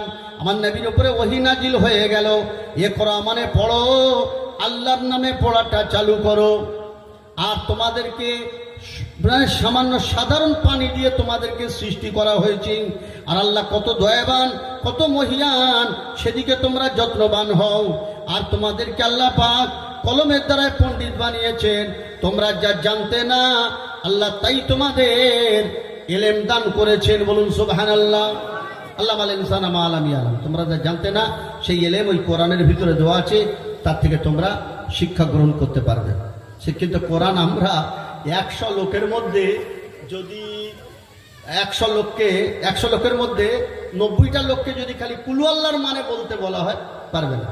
কি কুল হুয়াল্লাহু আহাদ আল্লাহুস সামাদ লাম ইয়ালিদ ওয়া লাম ইউলাদ ওয়া লাম ইয়াকুল লাহু কুফুয়ান আহাদ, এইটাই মানে বলতে পারবো না আমরা। ভাইরা, আল্লাহ নবী সাল্লাল্লাহু আলাইহি ওয়াসাল্লামের উপর ওহী নাজিল হলো। আল্লাহ নবী প্রথম মানুষকে এই ডাক দিলেন, লা ইলাহা ইল্লাল্লাহু মুহাম্মাদুর রাসূলুল্লাহ, এই ডাক দিলেন। বাস এই কলমাটা বলা 3 বছর গোপনে গোপনে গোপনে গোপনে চালু থাকলো। এবারে 3 বছর পরে নবীজি মনে করলেন আমি কাবা শরীফে গিয়ে জনগণকে বলবো এই কালমা তোমরা পড়ো, তোমরা শিরক থেকে আল্লাহর সাথে অংশ স্থাপন করা থেকে নিজেদেরকে তোমরা সরিয়ে নিয়ে এসো। নবীজি বললেন, বলার পরে পুরো মক্কায় আগুন জ্বলে গেল। মক্কা ছেড়ে এবারে পুরো শহরে আবার সৌদি দেশেতে ব্যাপক বিরুদ্ধচারণ, নবীজির বিরুদ্ধচারণ শুরু হয়ে গেল। এই শুধু লা ইলাহা ইল্লাল্লাহু মুহাম্মাদুর রাসূলুল্লাহ বলার কারণে। লা ইলাহা মানে কোনো মাবুদ নেই, ইল্লাল্লাহ মানে একমাত্র আল্লাহ, ইবাদতের যোগ্য আল্লাহ, ইবাদতের যোগ্য। আমরা যেরকম কালমা পড়ি এরকম কালমার মানে তখন ছিল না। এখন এই কালমার মানে আলাদা হয়ে গেল। আর তখন ছিল লা ইলাহা ইল্লাল্লাহ, মানে এখন আমরা যেভাবে কালমাকে ব্যবহার করছি আর তখনকার কালমার ব্যবহার আলাদা রকম। এর মানে হলো কোনো মাবুদ নেই, একমাত্র আল্লাহ। এই কথাটা বলার সাথে সাথে মক্কার লোকেরা রেগে গেল। কেন তা রেগে গেল? এই জন্য ওদের ধর্মগুরুরা মরে গেলে তখন ওরা কি করতো, সেই ধর্মগুরুর একটা করে মূর্তি তৈরি করতো। আমি মরে গেলাম, আমার ছেলেরা দেখলো কি করে খাবো, আবার যা গল্প করতো তাজমাজি দিত, তো ওরা তো মাথা চুল করছে, জায়গাটা ফন্দি করতে হবে একটা কিছু। ওরা এবার কি করলো, আমার একটা মূর্তি তৈরি করলো, করে কাবায় ঢুকিয়ে দিয়ে ব্যাস আমার বংশধররা সব মূর্তির কাছে ওরা পিরান টিরান গায়ে রেডি, যে তোমরা যা চাইবে যেমন আগেও ছিল, এর শক্তি আরো বেড়ে গেছে। মরে গেলে কি হবে, এর শক্তি আরো বেড়ে গেছে। এখন যা চাইবে তোমাদের মনস্কামনার জন্য এর কাছ থেকে পাবে, তবে কিছু ভেট দিতে হবে, হাদিয়া তওবা দিতে হবে। বিশ্বনবী জনাবে মুহাম্মদ রাসূলুল্লাহ সাল্লাম একত্ববাদের যে শিক্ষা দিলেন, সেটার থেকে আস্তে আস্তে আমাদের নবী একাধারে তিনি মানুষ, আবার তিনি নবী। তাহলে বলা যাবে নবী মানুষ এবং অতি মানুষের সমন্বয় একজন মানুষ, আমাদের মতো মানুষ নয়। বলুন সুবহানাল্লাহ। তার মানে কি বোঝা গেল? তিনি মানুষ, আবার যদি মানুষ নয় বলা যায় তাহলে কি, তাহলে তিনি কোনো দেবত্ব। আর এই জিনিসটাকে অন্য ধর্মাবলম্বীরা ধর্মগুরুকে দেবত্বর জায়গায় নিয়ে চলে গেল। আর আমাদের মুসলমানরা আপনার আমার নবী দুনিয়া থেকে বিদায় নিয়েছেন অনেক দিন হয়ে গেছে, 1450 বছর হয়ে গেছে। আস্তে আস্তে ভুলতে ভুলতে ভুলতে ভুলতে ভুলতে নবী থেকে আমরা অনেক দূরে সরে এসেছি। তো ওরা মক্কার লোকেরা ঈসা আলাইহিস সালামের ইন্তেকালের পরে আস্তে আস্তে ধর্মগুরুদের এত তোয়াজ খাতির করতে লাগলো, ধর্মগুরুদের কলা আপেল নাশপাতি খাইয়ে মোটা মোটা টাকা পয়সা দিয়ে আর তাদের গা হাত পা টিপে আস্তে আস্তে আস্তে আস্তে ধর্মগুরুদের ওরা দেবত্ব বানিয়ে নিল। মানে এদের কাছেই সবকিছু, আল্লাহর কথা নেই। তখন ওই ধর্মগুরুদের নিয়ে ওরা পড়ে গেল। ধর্মগুরুরা ওই সুযোগে ওরা কি করলো, এইবারে ওরা মূর্তি তৈরি করে কাবায় ঢুকিয়ে দিল। ওরা জানলো তাহলে ঠিকই এনাদের তো শক্তি বেড়ে যায়। তো ওরা সেই মূর্তি ঢোকাতে ঢোকাতে তা আমি একটা মরে গেলাম, তাহলে আমাদের ইমাম সাহেব উনিও মরে গেলেন। ওনার ছেলেরা মনে করলো তাহলে কি হবে, সালাম সাহেব যখন একটা মূর্তি ওর বংশটা করে নিল, ওদেরও বংশটা মূর্তি ঢুকে গেল। এরম করতে করতে 360টা মূর্তি, কটা মূর্তি? তো ওরা তো 360টা মূর্তিরই ইবাদত করে যাচ্ছে। যেমন আমি এক জায়গায় জলসায় গেলাম, বললাম, বলে একটা ছেলে এসে বলছে, হুজুর একটু ঠান্ডা খাবেন নাকি? তখন রাত 3টে বাজে। তা একটু ঠান্ডা, খুব গরমের সময় বুঝলেন, জ্যৈষ্ঠ মাসে। তা বললাম হ্যাঁ ঠান্ডা একটু হলে ভালো হতো। তো বেরিয়ে গেল। অনেকক্ষণ ছেলেটা আর আসে না। আমি ফজরের নামাজ পড়ে এবার আমরা এরকম শুয়ে আছি, দেখ ছেলেটা যে হুজুর নিয়ে এসছি। কি নিয়ে এসছো? বাস ঠান্ডা পানি। ঠান্ডা পানি দিলে দোকান কোথায়? বলে 3.5 মাইল চলে গিয়েছিলাম মোটর সাইকেল চালিয়ে। তারপরে সেখানে গিয়ে সব দোকান বন্ধ, একটা দোকানে যা ধাক্কা দিচ্ছি হুজুর, মানে তার পিলে চমকে দেয়। তো সে উঠে পড়লো, তারপরে জলদি করে ঠান্ডা পানি বের কর, থামস হুজুর খাবেন। তো সে বলে সেখান থেকে নিয়ে এলো। তা আমি তাকে জিজ্ঞেস করছি, বাবু ফজরের নামাজটা পড়েছো? হ্যাঁ হুজুর, ফজরটা পড়াই হয়নি। আচ্ছা আজকে না থামসাবান থেকে পড়নি, কালকে পড়েছিলে? বলো যে ফজর পড়া হয় না। আচ্ছা ফজর পড়া হয় না, জোর পড়েছো? চুপ করে আছে। আসর পড়েছো? কালকের পড়েছো? চুপ করে আছে। তুমি না পড়ো না? হ্যাঁ নামাজটা পড়া হয় না। দেখুন ও কিরম ভক্ত হয়ে গেছে আমার, আল্লাহর ভক্ত নয়। ওর ঘর থেকে 2 মিনিট গেলে মসজিদ, ও নামাজ পড়তে পারে না। ও আমার ওয়াজ শুনে শুনে পেকেছে ভালো, আমার জন্য থামসাপ আনতে গেল 3.5 মাইল।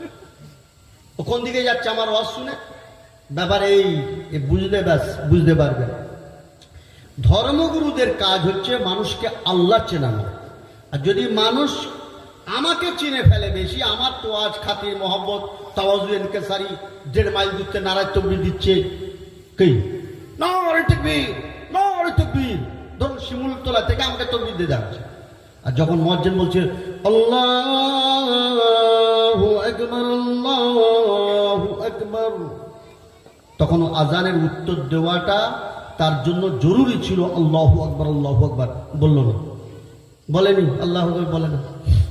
কিরাম ট্রেনিং, তাহলে কিরাম পেকেছে ব্যাপার আছে, বুঝলে আপনারা সব পাগল সেরে যাবে। ভাইরা বাবাজিরা, আল্লাহ নবী দয়ার নবী দিন দুনিয়ার বাদশাহ প্রাণের নবী সাল্লাল্লাহু আলাইহি ওয়াসাল্লাম যখন বললেন লা ইলাহা ইল্লাল্লাহু মুহাম্মাদুর রাসূলুল্লাহ, তখন মক্কার লোকেরা, ওই ধর্মগুরুরা জানতে পারলো হায় কি সর্বনাশ কলমা বলে দিয়েছে। কারণ এ তো সর্বনাশা কালেমা। তার মানে কেউ মাবুদ নেই। মাবুদ মানে ইবাদতের যোগ্য কেউ নয়, ইবাদতের যোগ্য একমাত্র আল্লাহ। তাহলে এরা আর কেউ দেবদেবীকে মানবে না। আর তাহলে আমাদের বাজার ঠান্ডা, অতএব নবীকে পেটো, নবীকে মারো। কথা বোঝা গেল? ভাইরা বাবাজিরা, নবীর উপর আক্রমণ চালু হয়ে গেল, সে বিশাল আক্রমণ। ভাইরা বাবাজিরা, যারা যারা গোপনে কালমা পড়ে মুসলমান হয়েছিল, তাদের কারো শিক গরম করে শরীরে গেঁথে দেওয়া হলো, কাউকে উট বেঁধে পা 2 দিকে বেঁধে দেওয়া হলো, দিয়ে উট দৌড় করে দেওয়া হলো। মাঝখানতে মানুষটা চিরেট হয়ে গেল। তবুও মক্কার লোকেরা ভয় পায় না, তারা কালমা পড়ার জন্য তৈরি হয়ে গেল, কালমা পড়তে লাগলো। হযরত উসমান রাদিয়াল্লাহু তাআলা আনহু এত বড় একজন ধনী মানুষ হওয়া সত্ত্বেও তাকে বেদে সাংঘাতিক মার মারা হয়েছিল। হযরত সাইয়েদনা আবু বকর সিদ্দিককে মেরে বেহুশ করে দেওয়া হয়েছিল। ও ভাইরা বাবাজিরা, মহিলাদের নির্যাতন করা হয়েছিল, মেয়েদের সাংঘাতিক নির্যাতন করা হয়েছিল। সে সাংঘাতিক নির্যাতন তথাপিও তারা তাদের ঈমানটাকে দুর্বল করেন নাই, বলুন সুবহানাল্লাহ। এবারে নবীজি সাল্লাল্লাহু আলাইহি সাল্লামকে তারা এক ঘরেও করলো, অনেক নির্যাতন, বিভিন্ন রকমের অত্যাচার চালু হয়ে গেল। তো নবীজি মনে করলেন আমার সঙ্গী সাথীরা যদি অন্য জায়গায় চলে যায় তাও ভালো। কিছু কিছু সঙ্গী সাথীরা তারা অন্য দেশে তাদের পাঠানো হলো। তাদের সেই সরকার, সেখানে খ্রিস্টান সরকার, তাদেরকে শান্তির সাথে রেখে দিল। আর এদিকে নবীজি সাল্লাল্লাহু আলাইহি সাল্লাম ওই অবস্থায় রয়েছেন। তো আল্লাহ নবী সাল্লাল্লাহু আলাইহি সাল্লাম চিন্তা করছেন যে এই অবস্থা আমার করণীয় কি। আর তারা কি বলেছিল জানেন? মক্কার লোকেরা কি বলল? وقال الذين كفروا لرسولهم لنخرجنكم من الأرض أو لتعودن في ملتنا। ও মুহাম্মদ, আপনাকে আমরা মক্কা থেকে বের করে দেব, এখানে থাকতে দেব না। কারণ যদি আপনি এখানে থাকেন তাহলে আমরা যে ধর্মে আছি এই ধর্মে থাকতে হবে, আর যদি আপনি এই ধর্মে না ফিরে আসেন তাহলে আমরা মক্কায় আপনাকে থাকতে দেব না, মক্কা থেকে আমরা তাড়িয়ে দেব। দেখুন, আমার নবীর মক্কায় জন্ম, মক্কায় বাপ দাদার 14 পুরুষ, আর সেই মক্কার লোক বলছে আমার নবীকে মক্কা থেকে তাড়িয়ে দেবে। আমাদের যেরকম তাড়াবার কথা হচ্ছে। ভাইরা বাবাজিরা, তারা বলেছিল যদি আপনি এখানে থাকতে চান তাহলে আমাদের ধর্মে থাকুন। আমাদেরও তাই বলা হচ্ছে যে হয় আপনারা সরে যান।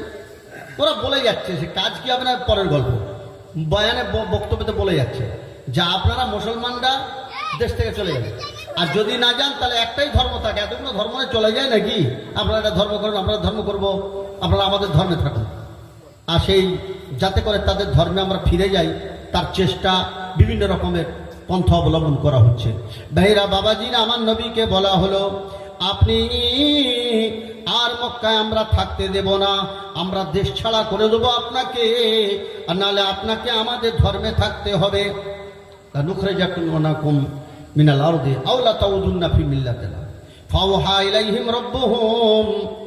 আল্লাহ পাক ওহী নাজিল করে বললেন লান্নুহলিকান্না যালিমিন, হে আমার নবী গো, ওরা হলো অত্যাচারকারী, ওরা হলো জালেম। যারা এই কথা বলে হয় তোমরা দেশ থেকে বের হয়ে যাও, না আমার ধর্মে ফিরে এসো, এরা হলো জালেম, অত্যাচারকারী। অতএব এদেরকে আমি ধ্বংস করব, এদের ধ্বংস করব, আল্লাহ বললেন।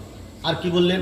ওয়ালা নুসকিনান্নাকুম ফিল আরদি মিনাল ওয়ালা নুসকিনান্নাকুম আরদা। আর আল্লাহ বললেন হে আমার নবী, আমি কিন্তু ওরা তাড়িয়ে দেবে, আবার আমি আপনাকে এই জায়গার ক্ষমতা আপনার হাতে তুলে দেবো, বলুন সুবহানাল্লাহ। ওয়ালা নুসকিনান্নাকুম আরদা মিন বাদিহিম, ওরা তাড়িয়ে দেবার পরে আবার আমি আপনাকে ডেকে এনে এই জায়গার ক্ষমতা আপনাকে দেব। জোরে বলুন না সুবহানাল্লাহ। মক্কা লোকেরা কি বললো? তাড়িয়ে দেবো। আর আল্লাহ কি বললেন? ওরা তাড়িয়ে দেবে, তাড়াবার পরে আবার এই মক্কার ক্ষমতা আমি আপনাকে দিয়ে দেবো, কিন্তু শর্ত আছে। কি শর্ত? যালিকা লিমান খাফা মাকামি ওয়া খাফা ওয়াইদ। যালিকা লিমান খাফা মাকামি ওয়া খাফা ওয়াইদ। ও আমার নবী, এই অফার, এই সুযোগ আমি কাদের জন্য রাখলাম? যালিকা লিমান খাফা মাকামি, যারা দুটো আমল আল্লাহ পাক কোরআনে বললেন। একটা আমল হলো আমার সামনে আমার বান্দা বান্দীদের আসতে হবে, আমার সামনে তাদের হাজির হতে হবে, আমার সামনে তাদের দাঁড়াতে হবে। এই আমলটা যেন তারা করে। যালিকা লিমান খাফা মাকামি। আমাদের কিয়াম মানে কি? কিয়াম মানে দাঁড়ানো। মাকামি কামা কিয়াম, কিয়াম মানে দাঁড়ানো। আর মাকামি মানে আমার সামনে দাঁড়ানো। কার সামনে? আল্লাহর সামনে। যেটা কার সামনে? এই আমলটা যেন তারা করে। এক নাম্বার, ওই বিপদ থেকে বাঁচার জন্য। কোন বিপদ? যদি কোনো সময় কোনো মানুষের কাছে এইরকম সমস্যা এসে যায়, দেশের লোক বলে যে তোমাদের দেশ ছাড়া করবো, আর নাহলে তোমরা অনিচ্ছা সত্ত্বেও তোমরা আমাদের ধর্মে ফিরে এসো, তখন তোমাদের একটা আমল চালু করতে হবে, যে আল্লাহর সামনে দাঁড়াতে হবে। এই আমলটা চালু করো কি? আল্লাহর সামনে দাঁড়াতে হবে। তো আল্লাহর সামনে দাঁড়াতে হবে, এই আমলটা আমরা চালু করব। তো এই আমলটা কি এরমভাবে চালু হলো যে আল্লাহর সামনে দাঁড়াতে হবে, নামাজ পড়বো না আর আল্লাহর সামনে দাঁড়াতে হবে? তাহলে আমরা ভয় মনে করলাম কি আল্লাহর সামনে আমাকে দাঁড়াতে হবে? এখন ধরুন এইসব রাস্তার ধারে কল হয়ে গেছে, তো মেয়েরা জানে যে ঘর ভিতরে আমার পানি তুলে এনে গা ধোবো অত কষ্ট করে, আর তারপর ওখানে গরমও হবে, আর রাস্তার ধারে খোলা জায়গায় ভালো করে পানি দিয়ে গা ধুই। তা ওদের ভয় আছে যে আল্লাহর সামনে দাঁড়াতে হবে? এবার ভয় আছে। কিন্তু একটা মুসল্লি যদি, সে আর কি বলবো, বলতেও মানে খারাপ লাগছে, তবু বলতে হচ্ছে এই জন্য, যেহেতু ওয়াজের মাহফিল, এটা শিক্ষার জায়গা, শিক্ষা নিতেই হবে আমাদের। তো ভাইরা, আমাদের পাড়া, আমি আমার একটা মহল্লায়, তো আমাকে ওরা বললো, আমি বললাম দেখেন এটা ওয়াজে বলে বলে হবে না, আপনি পারবেন? সে খুব ভালো হাজি সাহেব, চাপ দাঁড়িয়ে আছে, দাড়িগুলো সাদা হয়ে গেছে, পারবেন? বলে হ্যাঁ হুজুর, কেন পারবো না, একটু দেন। কি বলছেন? তাহলে আপনারা কাজ হলো দুপুরবেলা আপনি বিছে বিছে রাস্তায় ঘুরবেন, ঘুরে ঘুরে যেখানেই দেখবেন মেয়েরা গা ধুচ্ছে, আপনি কি করেন? মা কেন? আল্লাহ তোমাদের সম্মান দিয়েছে, তোমার ইজ্জত দিয়েছে, মহিলাদের কত মূল্য, কত দাম, তোমরা রাস্তা ধারে গোসল করবে কেন? আর তুমি মুরব্বী মানুষ, এটা বললে কেউ কিছু মাইন্ড করবে না, আর দেখবে বালতি নিয়ে ঘরের মধ্যে ঢুকে যাবে। বেশি না, এক সপ্তাহ আমল করেছে, পুরো রাস্তার ধারে গা ধোয়া বন্ধ। কিন্তু আমি ওয়াজ করলেই সবাই, সব মেয়ে ছেলেরা তো এখানে যারা গা ধোয় তারা তো মিলাদ শুনতেই আসে না। কি যারা রাস্তার ধারে গা ধোয় তারা অনেকেই মিলাদ শুনতে আসেন। আর এবারে যদি একজন এরা বলে বলে যায় তাহলে সতর্ক হয়ে গেল। তবু করণীয় আমরা বলে দিচ্ছি, যদি কেউ থাকে তাহলে আল্লাহ যেন শুধরে দেয়, আমাদের হেদায়েত দেয়। এখানে হেদায়েতের মালিক আল্লাহ, লা তাহদি মান আহবাবতা। আমার নবী যখন মন খারাপ করে খুব মন খারাপ করলেন যে আল্লাহ, অনেক লোক মক্কায় আমার কথা এখনো মেনে তারা ইসলাম গ্রহণ করছে না, তখন আল্লাহ পাক ওহী নাজিল করে জানেন, হে নবী আপনি মন খারাপ করবেন না, হেদায়েতের মালিক আমি, হেদায়েত দেওয়া না দেওয়া আমার কাজ, আর আপনার যে দায়িত্ব দিয়েছে আপনি সে দায়িত্ব পালন করুন। ভাইরা বাবাজিরা, আল্লাহর সামনে দাঁড়াতে হবে। ও জওয়ান যুবকেরা, ও আমার মা বোনেরা, আল্লাহর সামনে দাঁড়াতে হবে। এটা কি আমাদের মনে থাকছে? আল্লাহর সামনে দাঁড়াতে হবে, আর আল্লাহর সামনে আমাদের সব কথা ফাঁস হয়ে যাবে। আমরা যে যা বলছি, যে যা করছি, সব ফাঁস হয়ে যাবে। তাহলে এখন, আগে মানুষ কাজ না থাকলে একটু ঘুমাতো, একটু কোরআন শরীফ পড়তো, এখন ঘরে ঘরে মোবাইল ফোন এসে গেছে। এমন নয়, সারা দিন সব মেয়ে ছেলে, বেটা ছেলে, জওয়ান যুবক, বউরা, বুড়িরাও পর্যন্ত মনে করছে দে বাবা একটু দেখি, এইদিকে সরিয়ে নিয়ে আনা, এইদিকে দেখি একটু কি হচ্ছে। সব ভাই মিলে শুধু ফোন, হাটে বাজারে, রাস্তাঘাটে, ট্রেনে, সব ঘরে বাড়িতে, ক্লাবে, মানে একটা সাংঘাতিক অবস্থা, বুঝলে না? সব বুথ হয়ে পড়ে আছে ফোনের ওপরে। আল্লাহ পাক হেফাজত গিয়ে মনে হলো যে আল্লাহর সামনে দাঁড়াতে হবে, ওদের ভয় আছে। আমাদের ভয় হলো এটা যে আল্লাহর সামনে দাঁড়াতে হবে, আল্লাহর সামনে দাঁড়াতে হবে। এটা যারা ভয় করেছিলেন তারা সব অনেকেই বিদায় নিয়েছেন, আর এখন কিছু হয়তো অল্প বিস্তর আছে। আপনারা বলুন কি করে বুঝতে পারলেন? আল্লাহ নবী বলেছেন, হোফালাতুন কা হোফালাতু শাহীদ। হে আমার সাহাবীরা, আল্লাহর সামনে দাঁড়াতে হবে, এই কথা মনে রাখা। একটা জামানা, একটা যুগ, একটা কাল আসবে, মানুষ আর সে কথা মনে করবে না। মানুষ তার জীবনের উন্নতি, আরাম, আয়েশ, সেগুলো তারা ফলো করবে, আল্লাহর সামনে দাঁড়াতে ফলো করবে। কিরকম? আল্লাহ নবী উদাহরণ দিলেন, যেমন ধান বা গম যে এরকম হাওয়ায় ধরা হয়, আর ভুসিগুলো উড়ে যায়, আর গমগুলো সোজা গিয়ে পড়ে। এরকম হাওয়ায় ধরলো, হুড়ুড় করে। ছোটবেলা আমিও দেখেছি মাঠে হাওয়া হতো, আর এরকম ধান এরকম সব ঢালতো, আর ধানগুলো এক জায়গায় পড়তো, আর ভুসিগুলো সব সরে যেত। তো আল্লাহ নবী সাল্লাল্লাহু আলাইহি ওয়াসাল্লাম বললেন, এই সে জামানায় যে মুসলমানরা থাকবে, ওরা হলো জবের ভুসির মতো। ওরা ওই হাওয়ায় উড়ে যে ভুসিগুলো সাইড হয়ে যায়, ওই রকম থাকবে, আর আসল মানে উঠে যাবে প্রায়। এই অবস্থা তাদের হবে। কেন? তারা আল্লাহর সামনে দাঁড়াতে হবে, এই কথাটা তারা আর মাথায় রাখবে না। ও ভাইরা বাবাজিরা, আল্লাহর সামনে দাঁড়াতে হবে, এই কথাটা যদি আমরা মনে করি, তাহলে অনেক মুসলমান আর থানায় যাবে না, অনেক মুসলমান কোর্ট কাছারিতে আর যেতে হবে না, আর গ্রাম থেকে অন্যায়গুলো উঠে যাবে। কেননা আমরা সবাইকে আড়াল করতে পারবো। আপনারা যতজন বসে আছেন, আমি আপনাদের সবাইকে আড়াল করতে পারবো। কিন্তু আমি আল্লাহকে আড়াল করতে পারবো না। ভাইরা বাবাজিরা, ক্লাব ঘরের ভিতরে দরজা বন্ধ করে দিলাম, কিংবা আরো কোনো মস্তি ফুর্তির জায়গায় গেলাম, সেখানে গিয়ে আমি সব দরজা জানালা বন্ধ করে মৌজ ফুর্তি করব। মায়ের চোখ আড়াল করলাম, বাপের চোখ আড়াল করলাম, গ্রামবাসীর চোখ আড়াল করলাম, কিন্তু আল্লাহকে আমি আড়াল করতে পারবো না। ও ভেরা বাবাজিরা, যারা এইরকম আল্লাহর সামনে দাঁড়ানোর ভয়েতে অন্যায় কাজ থেকে সরে এসেছে, আল্লাহ পাক তাদের বড় বড় মুসিবত বালা থেকে আল্লাহই রক্ষা করে দিয়েছেন। বলুন সুবহানাল্লাহ। আল্লাহ পাক তাদেরকে রক্ষা করে দিয়েছেন, বড় বড় মুসিবত থেকে আল্লাহ রক্ষা করে দিয়েছেন, যে আল্লাহর সামনে তাকে দাঁড়াতে হবে।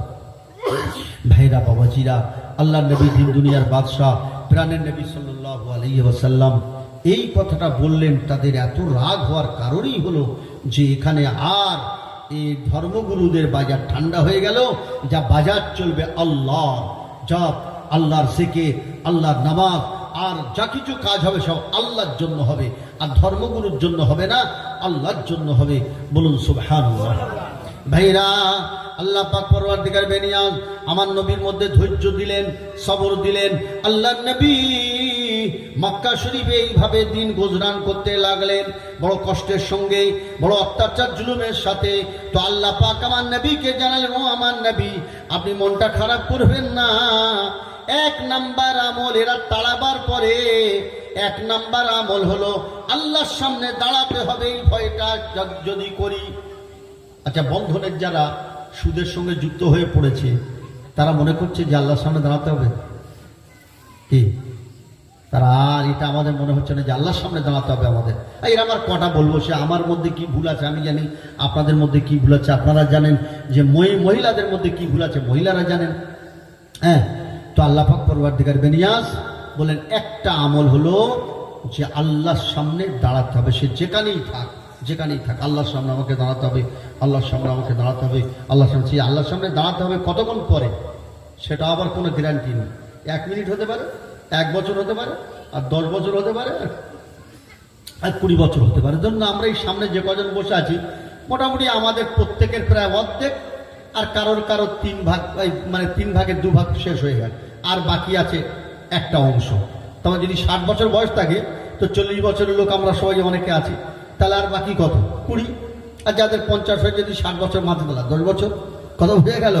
ভাইরা বাবাজিরা, আল্লাহ পাক বললেন, একটা আমল আমার নবী যদি ওই বিপদের টাইমে মুসলমানরা একটা আমল করে, সে আমলটা হলো আল্লাহর সামনে দাঁড়াতে হবে, একটা আমল। 2 নাম্বার আমল হলো ওয়াখাফা ওয়াইদ, আর আমার আযাবের যদি তারা ভয় করে। কিসের ভয়? আযাবের ভয়, আযাবের ভয়। সুদখোরদের আযাব হলো, নবী যখন মেরাজে গেলেন, নবীজি দেখলেন যে সুদখোরদের পেটের বিরাট বিরাট হয়ে গেছে, পেটের ভিতরে একটা করে সাপ ঢোকানো আছে, এরা 99টা সাপ দেওয়া, একটা করে সাপের এত বিষ, সে যদি একবার বিষ ছেড়ে দেয়, এই আমাদের দক্ষিণ 24 পরগনায় আর কিয়ামত পর্যন্ত গাছপালার হবে না, সে এত সাংঘাতিক সাপ। সেই সাপ কামড়াবে, পেটগুলো বিরাট বিরাট হয়ে যাবে, মানুষগুলো এত ছোট ছোট হবে না। ও ভাইরা, মানুষগুলো হবে বিরাট বিরাট, মানুষের একটা করে দাঁত হবে শুধু পাহাড়ের মতো হবে, বিরাট বিরাট দাঁত। তো এইরকম পাহাড়ের মতো 32টা দাঁত হবে, তাহলে মানুষটা কত বড় হবে বা চিন্তা করে দেখেন। কারণ এইটুকু মানুষ কি শাস্তি হবে? সেই জন্য আল্লাহ গতরটাকে বিরাট বানিয়ে দেবেন, দিয়ে শাস্তি চালানো হবে, দিয়ে কি করা হবে? শাস্তি চালানো হবে। এবারে এই শাস্তিটা এত লম্বা টাইম কেন করা হলো? কিয়ামতের, এখন তো কবরে গেলে একটা আযাব হবে, আবার যারা জান্নাতি তাদের আরাম দেওয়া হবে, আর কিয়ামতের পরে এখন লাখ লাখ কোটি কোটি বছর চলবে। এত লম্বা সময় দেওয়া হলো কেন? আসলে নামাজের জন্য ধরুন 1 লাখ বছর আযাব হবে, ওরম রোজা করেনি তার জন্য 1 লাখ বছর আযাব হবে, পর্দা করেনি ওই জন্য 1 লাখ বছর আযাব হবে। এরম করে করে যত অন্যায় করে সেইগুলো লাখ লাখ বছর, মানে তাদের শাস্তি দিতে দিতে তখন কোটি কোটি বছর হয়ে যাবে। কথা বোঝা গেল? সেই জন্য অনেক লম্বা সময় নেওয়া আছে। আর যারা আল্লাহর ইবাদত করেছে, যারা আল্লাহর ইবাদত করেছে, তাদের ওই রকম আল্লাহর জান্নাতের শান্তি দেওয়ার জন্য লাখ লাখ বছর চলে যাবে। সেই জন্য কোটি কোটি বছর তারা এখন জান্নাতে আরাম ফরমাবেন। বলুন সুবহানাল্লাহ। তো দুটো আমল আল্লাহ বললেন। এবারে সংক্ষেপ করছি কথা। আল্লাহর নবী মক্কা থেকে হিজরত করে মদিনায় চলে গেলেন। যাবার সময় অনেক অলৌকিক ঘটনা ঘটলো আল্লাহ নবী সাল্লাল্লাহু আলাইহি সাল্লামকে। কেন আমার নবীর জীবনে অলৌকিক ঘটনা একটা বিষয়কর দিক, যার কারণে অনেক মানুষরা ইসলামের ছায়াতলে এসেছিল। এটা একটা বিরাট দিক, অলৌকিক ঘটনা ঘটতে লাগলো আমার নবীর জীবনে। তো আমার আল্লাহ নবী সাল্লাল্লাহু আলাইহি ওয়াসাল্লাম হিজরত করে মদিনা পৌঁছে গেলেন। ভাইরা বাবাজিরা, আল্লাহ পাক পরওয়ারদিগার বেনিয়াজ আরো একটা আমল বললেন, ও আমার নবী ওয়াস্তাফতাহু ওয়া খাবা কুল্লু জব্বারিন আনিদ। ও আমার নবী আপনি দোয়া করতে থাকুন, আপনার সঙ্গী সাথীদের দোয়া করতে বলুন। দোয়া শুধু দোয়ার মাধ্যমে হয়, আবার দোয়াটা আপনার ইবাদতের মাধ্যমে হয়। যেমন নামাজের ভিতরেও দোয়া রয়েছে, রোজার ভিতরেও দোয়া রয়েছে, হজের ভিতরেও দোয়া রয়েছে, বিয়ের ভিতরেও দোয়া রয়েছে, স্বামী স্ত্রী মিলনের মধ্যেও দোয়া রয়েছে, পায়খানা করতে যাবার মধ্যেও দোয়া রয়েছে। আবার খাসভাবে আমরা যেমন হাত তুলে আল্লাহর কাছে মোনাজাত করি, এটাও একটা ব্যাপার। তাই মনে রাখবেন, এই দোয়া করা হলো ইবাদত। দোয়া করা কি? আর দোয়াও মক্ষুল ইবাদত, মানে দোয়া হলো সমস্ত ইবাদতের মস্তিষ্ক। কিসের মস্তিষ্ক? ইবাদতের মস্তিষ্ক। তাহলে নামাজ একটা ইবাদত, আর দোয়া করা কি? ইবাদত। তা নামাজ ইবাদত, আমাদের নামাজ শিখতে হয়েছে। ভাই নামাজ শিখতে হয়েছে না হয়নি? কিন্তু দোয়া করা আমরা শিখি কি? আমাদের বাপ চোদ্দগুলো দোয়া করে আসছে, আমরাও দোয়া করি। এই গন্ডগোল হয়ে গেল, দোয়ার মধ্যেও গন্ডগোল। ধরুন আমি একটা দোয়া করছি, গোরস্থান কবর জিয়ারত হচ্ছে, তো এবারে সবাই বলুন আস্তাগফিরুল্লাহ পড়ো, আলহামদুলিল্লাহ শরীফ পড়ো, কুল আল্লাহ শরীফ পড়ো, শরীফ পড়লো। এবার আমি দোয়া করছি, আল্লাহ তাআলা যে যা পড়েছে সবকে আপনি কবুল করে নিন। 10 খতম কোরআন শরীফ আছে, এত দোয়া ইউনুস আছে, এত কালমা শরীফ আছে, আল্লাহ আপনি কবুল করে নিয়ে নবী পাক সাল্লাল্লাহু আলাইহি ওয়াসাল্লাম থেকে নিয়ে সব এ করে বললাম। আর আমি একটু ছোট করে বলছি, তার এগুলো আরো কায়দা করে বলতে হবে। আল্লাহ তাআলা সমস্ত সবগুলো এই মাইয়েদের রুহে পৌঁছে দিন, এদের কবরগুলো বেহেশতের বাগান করে দিন, কবরগুলো জান্নাত বানিয়ে দিন। আল্লাহ এদের সবাইকে আপনি জান্নাতি করে দিন। দোয়াটা যা করা হলো, আমি একটু ছোট করে বললাম, এটা আরো কায়দা করে একটু টান আরো বাড়াতে হবে, লম্বা করে, যারা টান ভালোবাসে। এবারে যারা মোনাজাত শুনলো তারা কি ভাবলো, তারা কি বুঝতে পারলো যে এদের মাফ হয়নি? তারা জানে হুজুর যা দোয়া করে দিয়েছে এ তো জান্নাতেই এরা চলে গেছে। কিন্তু ওরা জান্নাতে গেছে কিনা কেউ জানে কি? দোয়া করা আমাদের বলার কাজ, আমরা বলে দিচ্ছি আল্লাহর কাছে। আর কে জান্নাতে গেল না গেল কে জানে? কেউ দেখতে পেল কি? কিন্তু দোয়াটা শুনেই বিশ্বাস হয়ে গেল যে জান্নাতে চলে যাবে। একটা লোক মানে আপনার মারা গেল, কিছুদিন আগের কথা বলছি। সে খুব খেত, বুঝলেন তো, সে তার মরণের কষ্ট হচ্ছে তো, আর সব লোক কুটুম এসে গেছে। এবার লোক কুটুমরা কেউ হাজি সাহেব, কেউ নামাজি, কেউ দাঁড়িয়ে, তো তার কষ্ট হচ্ছে। সে বললো, তুমি দিতে পারছো না ছেলে? সব লোক কুটুম রয়েছে। তখন ওর ছেলে একটা বুদ্ধি করলো যে আবার তো খুব প্রেশানি এসে গেছে, ডাব কেটে ডাবের পানিটা ফেলে দেয়, ওতেই কিছুটা ঢেলে দিয়ে খেয়ে সে মারা গেল। মারা যাবার পরে অন্তত আমাদের পশ্চিমবাংলার মানে বলা হলো যে আপনারা যারা আসবেন আমরা মোটা টাকা দেবো, আব্বার জন্য দোয়া করতে হবে। তো বাগা বাগা পীর সাহেব এবং মৌলানা সাহেবরা এসে সে তার জন্য দোয়া করলো। ধরুন 2 ঘন্টা ওয়াজ হলো, বলে এবার সে পীর সাহেবকে 15,000 টাকা দেওয়া হয়েছে। তাহলে সে দোয়াটা তো আমার মতন করবে না, কারণ 15,000 টাকার একটা দোয়া আলাদা লাইন আছে, বুঝলেন তো। সে এমন দোয়া করলো, সে মনে হলো পুরো এক্ষুনি জান্নাতে চলে গেছে, কি বুঝলেন? তাহলে এখন যারা আরো খায় ওরা যেন আমরাও খেয়ে মরবো, আর এরকম দোয়া করলি আমরা পার হয়ে যাবো। এই গন্ডগোল। দোয়া শিখতে হয়, দোয়া তো ইবাদত, তো দোয়াটা শিখতে হবে।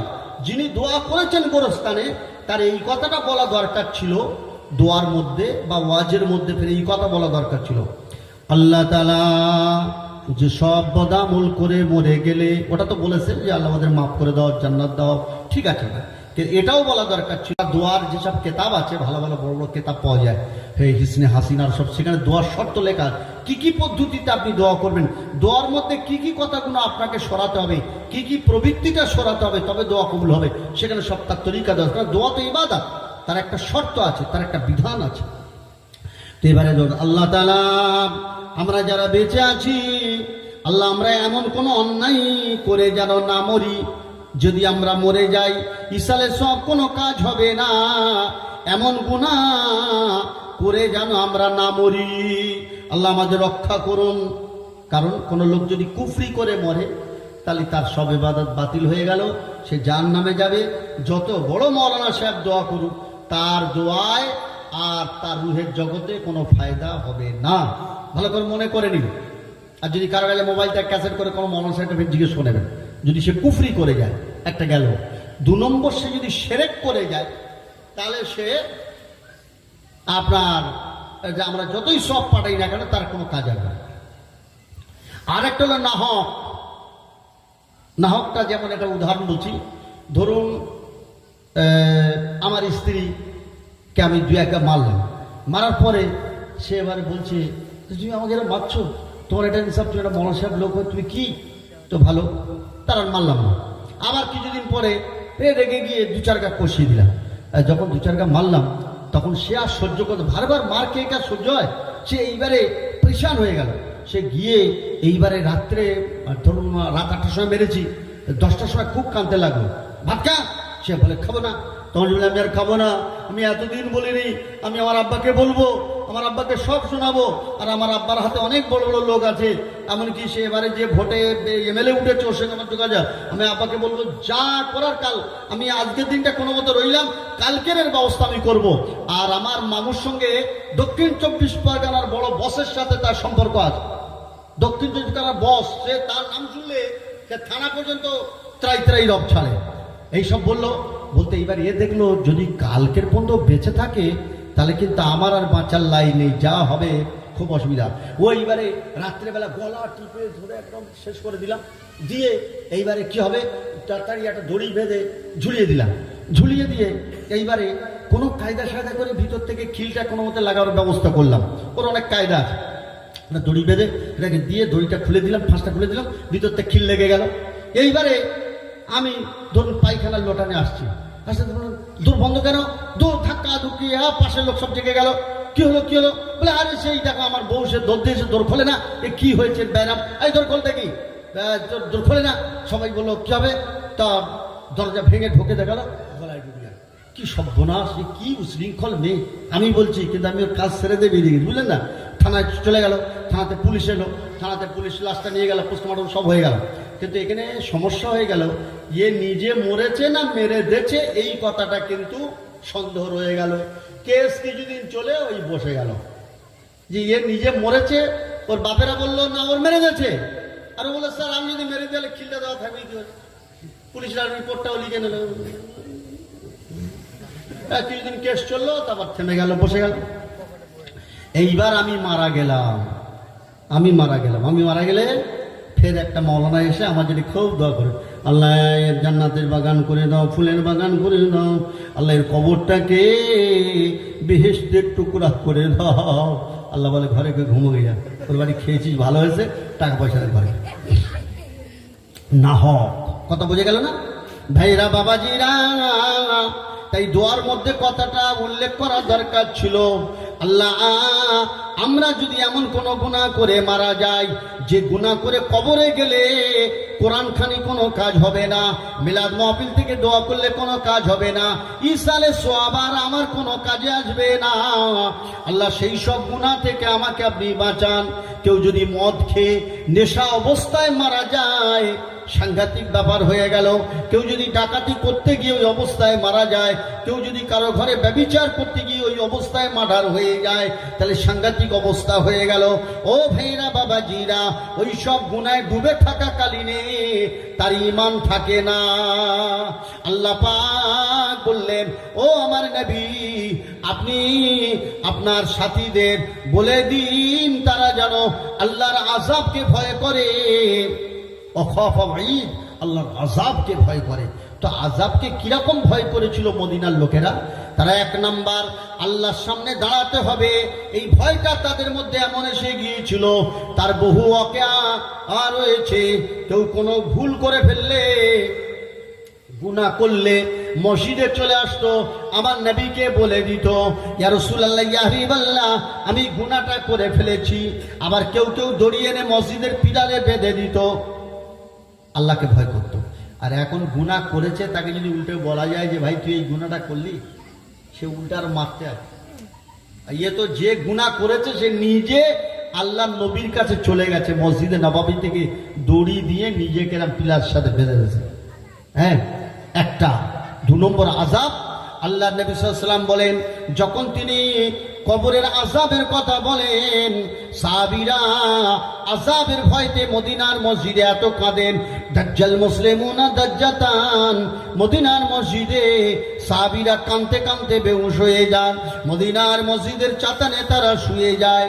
ভাইরা বাবাজিরা, আজ মদিনার মসজিদে ভিড় হলো, কান্নার রব উঠে গেল।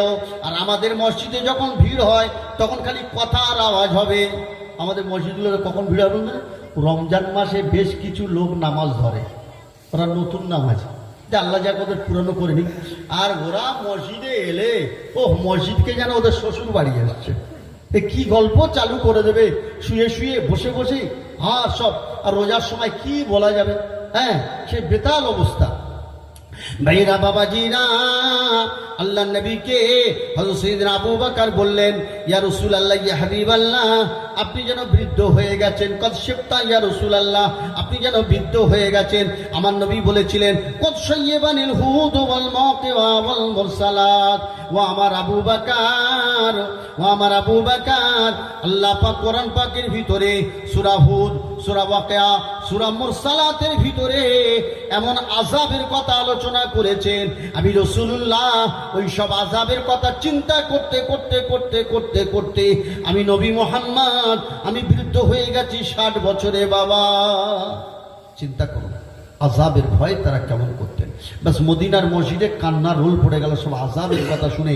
মদ খাওয়ার আযাব, নেশা আপনার চলে সুদ খাওয়ার আযাব, মিথ্যা কথা বলার আযাব, মিথ্যা সাক্ষী দেওয়ার আযাব, নামাজ না পড়ার আযাব, এইসব আযাবের কথা আল্লাহ নবী বয়ান দিলেন। আযাবের কথা শুনে মানুষ কাঁদতে কাঁদতে মদিনার মসজিদে বেহুশ হয়ে পড়ে গেল। আল্লাহ নবী বললেন, যারা নামাজ পড়ে না তাদের কবরে সুজায় আকরানামি সাপ দেওয়া হবে। যারা নামাজ পড়ে না তাদেরকে নবী বললেন, আমি মেরাজে গিয়ে দেখেছি বড় বড় পাথরের চাং নিয়ে তাদের মাথায় মারা হচ্ছে, তারা সেগুলো মাটিতে গেঁথে যাচ্ছে। আবার আল্লাহ নবী সাল্লাল্লাহু আলাইহি ওয়াসাল্লাম বললেন যে যারা নামাজ পড়ে না আল্লাহ পাক পরওয়ারদিগার বিনিয়াস তাদের কবরে আগুন ভরে দেবেন, আগুন ভরে দেবেন। এসব আযাবের কথা আল্লাহ নবী বললেন। তো তা মদিনার সাহাবীরা এমন ভাবে আযাবের ভয় করতে লাগলেন।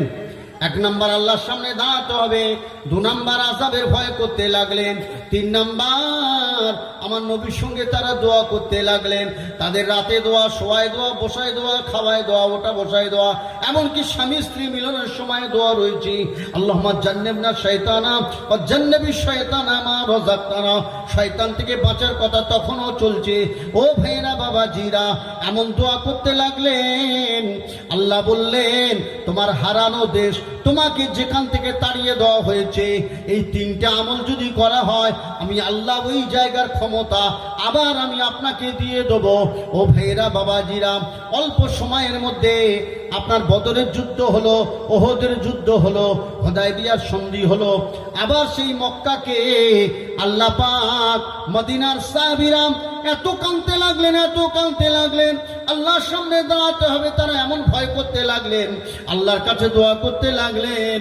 আল্লাহ পাক তাদের আমলটা কবুল করে দিয়ে গোটা মক্কা শরীফটা আবার আমার নবীর হাতে আল্লাহ তুলে দিলেন। বলুন সুবহানাল্লাহ। ভাই দিয়েছেন না দেন নাই? যেদিন নবী তার সাথীদের মক্কায় নিয়ে এলেন, সে আবু সুফিয়ান পালিয়ে গেছে। আবু সুফিয়ান পালিয়ে গিয়ে এসে বড় বদমাশ, তো নবীর নামে উল্টো পাল্টা কথা সব বলেছিল। কোরআনে সেসব উল্লেখ রয়েছে। হ্যাঁ, সে বিচ্ছিরি সব ব্যাপার। আল্লাহ নবীর শানে এত মানে সব নাম ও বদনাম দুর্নাম, সে কোরআন পাকে আল্লাহ পাকে এক একটা আয়াতে শেষ পর্যন্ত আল্লাহ একটা সাংঘাতিক মানে আয়াত নাজিল করলেন। এবার থেকে যারা আমার নবীর বিরুদ্ধে বলবে, আমি আল্লাহ বলছি, ওরা হলো ব্যভিচারীর বেটা। কার বেটা? ওর সন্তান ওদের সহি নয়। যারা আমার রসুলের বিরুদ্ধে এখনো পর্যন্ত যারা বলবে, আমার রসুলের শানে যারা বিয়াদবি করে, যারা জেনে শুনে বুঝে তথাপিও আমার রসুলের শানে এভাবে অন্যায়ভাবে কথাবার্তা বলে, আমি আল্লাহ বলছি ওরা জারদ সন্তান। ভাইরা, আল্লাহ পাক উতুল্লিম মিন জানিম, আল্লাহ কোরআনে জানিয়ে দিলেন, একদম সাংঘাতিক বাম্পার আয়াত নাজিল হলো। আমার নবী মদিনায় চলে গেলেন। আপনারা সেই জানেন, বুড়িমা পালাচ্ছে, আর সব কত লোক পালাচ্ছিল, আপনারা সব ঘটনা শুনেছেন। আর আবু সুফিয়ান ঘরে গিয়ে দৌড় দিয়েছে। আল্লাহ নবী বলে, তোমাদের নেতা, সেই মক্কার নেতা কোথায় গেল? আবু সুফিয়ান কোথায় গেল? বলো, সে তো ঘরে দৌড়তে বসে আছে। দু চারটে লোক বললো, লোকে ধরে নিয়ে এসো, যে আল্লাহ নবী তোমাকে ডাকছে, হযরত মুহাম্মদ, কোনো ভয় নেই। আবু সুফিয়ান তো যা হবার, আবু সুফিয়ান, তুমি এদেরকে মাথা গরম করিয়ে এত উল্টো পাল্টা কাজ করালে, আর আজ বিপদের দিনে তুমি ঘরে গিয়ে দৌড় দিয়েছ। তোমার মায়া মতো নেই? চুপ। তুমি নেতা, আর তোমার এই সমস্ত প্রজাদের তুমি ছেড়ে দিয়ে আর ঘরে দৌড় দিয়েছ। যাও, তোমাকে বলছি, কাবায় দাঁড়িয়ে ঘোষণা দাও, যেসব মক্কার লোকেরা পালাচ্ছ কেউ পালাবে না। যারা ঘরে দরজা বন্ধ করে দিয়েছো তারা বেরিয়ে এসো, কাবার সামনে এসো, আল্লাহ নবী তোমাদের সাথে কথা বলতে চায়। আবু সুফিয়ান ঘোষণা দিল, সব লোকেরা জড়ো হলো, যে কোনো ভয় নেই, সবাই কাবার সামনে এলো। সেদিন আল্লাহ নবী কি বলেছিলেন? আমার দয়ার নবী বলেছিলেন, লা তাসরিবা আলাইকুমুল ইয়াওমা, ও মক্কার লোকেরা, তোমরা বলো, তোমরা যেভাবে নির্যাতন করেছো আমাকে, আমার সাহাবীদের, আমার সাহাবিয়া মহিলাদের, তাদের যেভাবে নির্যাতন করেছো সে মুখে বলা যাবে না। এত কঠিন জুলুম অত্যাচার। আজ তোমরা বলো, গোটা মক্কার শক্তি আল্লাহ পাক আমার হাতে তুলে দিয়েছেন, আজ তোমাদের কি শাস্তি দেবো বলো? মক্কার লোকেরা বলতে লাগলো, ইয়া রাসূলুল্লাহ, ইয়া হাবিবাল্লাহ, ইয়া আল্লাহর হাবিব, আপনি যা শাস্তি দেবেন আমাদের মাথা পেতে নিতে হবে, কেননা আমাদের আর কেউ নেতা নেই। আমাদের নেতারা সব ঘরে লুকিয়ে গেছে, আমাদের নেতারা কাপুরুষ হয়ে গেছে, তাদের ভিতরে শক্তি বলে কোনো জিনিস নেই। আপনি যা শাস্তি দেবেন তাই আমাদের মেনে নিতে হবে, কোনো উপায় নেই। আল্লাহ নবী বলেছিলেন, লা তাসরিবা আলাইকুমুল ইয়াওমা, হে মক্কার মানুষেরা, আমি রাসূলুল্লাহ বলছি, আমি তোমাদের সবাইকে আমি ক্ষমা করে দিলাম। হ্যাঁ, আল্লাহ পাক ইসলাম ধর্মের কি শিক্ষা দিয়েছেন। আজ বিধর্মীরা এত বড় বড় কথা বলছে, আমাদের কাজ কি, আমাদের দায়িত্ব কি? আমরা দুরাকাত করে যেগুলো আমাদের করণীয়, মিটিং, মিছিল, আন্দোলন সবই হবে, কিন্তু আল্লাহকে না রাজি করলে, তার থেকে যখন না আমাদের জন্য কোনো ছাড় আসবে, আমরা ছাড় পাবো না। আল্লাহ নবী কি বলেছে? লা ইউসাল্লিতান্না সুলতানান জালিমা, মানুষ যখন আল্লাহ ভোলা হয়ে যাবে তখন মুসলমানদের শাস্তি দেওয়ার জন্য আল্লাহ জালেম বাদশা দেবে। কি বাদশা দেবে? কাদের শাস্তি দেওয়ার জন্য? মুসলমানদের। আর মুসলমানদের শাস্তি তো বলছে, আমরা সবাই হাই হাই করছি, ও তো পুরনো কথা। ও তো আল্লাহ নবী লা ইউসাল্লিতান্না সুলতানান জালিমান ইয়াকদিরুনা আলা ইজালাতিহি ফালা ইউজিলুনাহু। ও আমার সাহাবীরা কাঁদতে লাগলেন, ইয়া রাসূলুল্লাহ, ইয়া হাবিবাল্লাহ, আল্লাহ আমাদের এত ভালোবাসেন, আর এই মুসলমানদের জন্য আল্লাহ অত্যাচারকারী বাদশা দেবেন? আল্লাহ নবী বললেন, হ্যাঁ দেবেন। তার কারণ হলো, ইয়াকদিরুনা আলা ইজালাতিহি ফালা ইউজিলুনাহু, মুসলমান যখন চোখে শরিয়ত বিরোধী কাজ দেখবে, অথচ তার বলার ক্ষমতা ছিল, বাবু এই কাজটা ভালো না, সোনা কাজটা ভালো না, কচি কাজটা ভালো না, হে আমাদের ছেলে এই কাজটা ভালো না, এটা তার বলার ক্ষমতা ছিল, তথাপিও নিজের স্বার্থে দিয়েছে তারা বলবে না। তারা অন্যায় কাজ বারণ করার শক্তি ছিল, অথচ অন্যায় কাজটা তারা বারণ করলো না।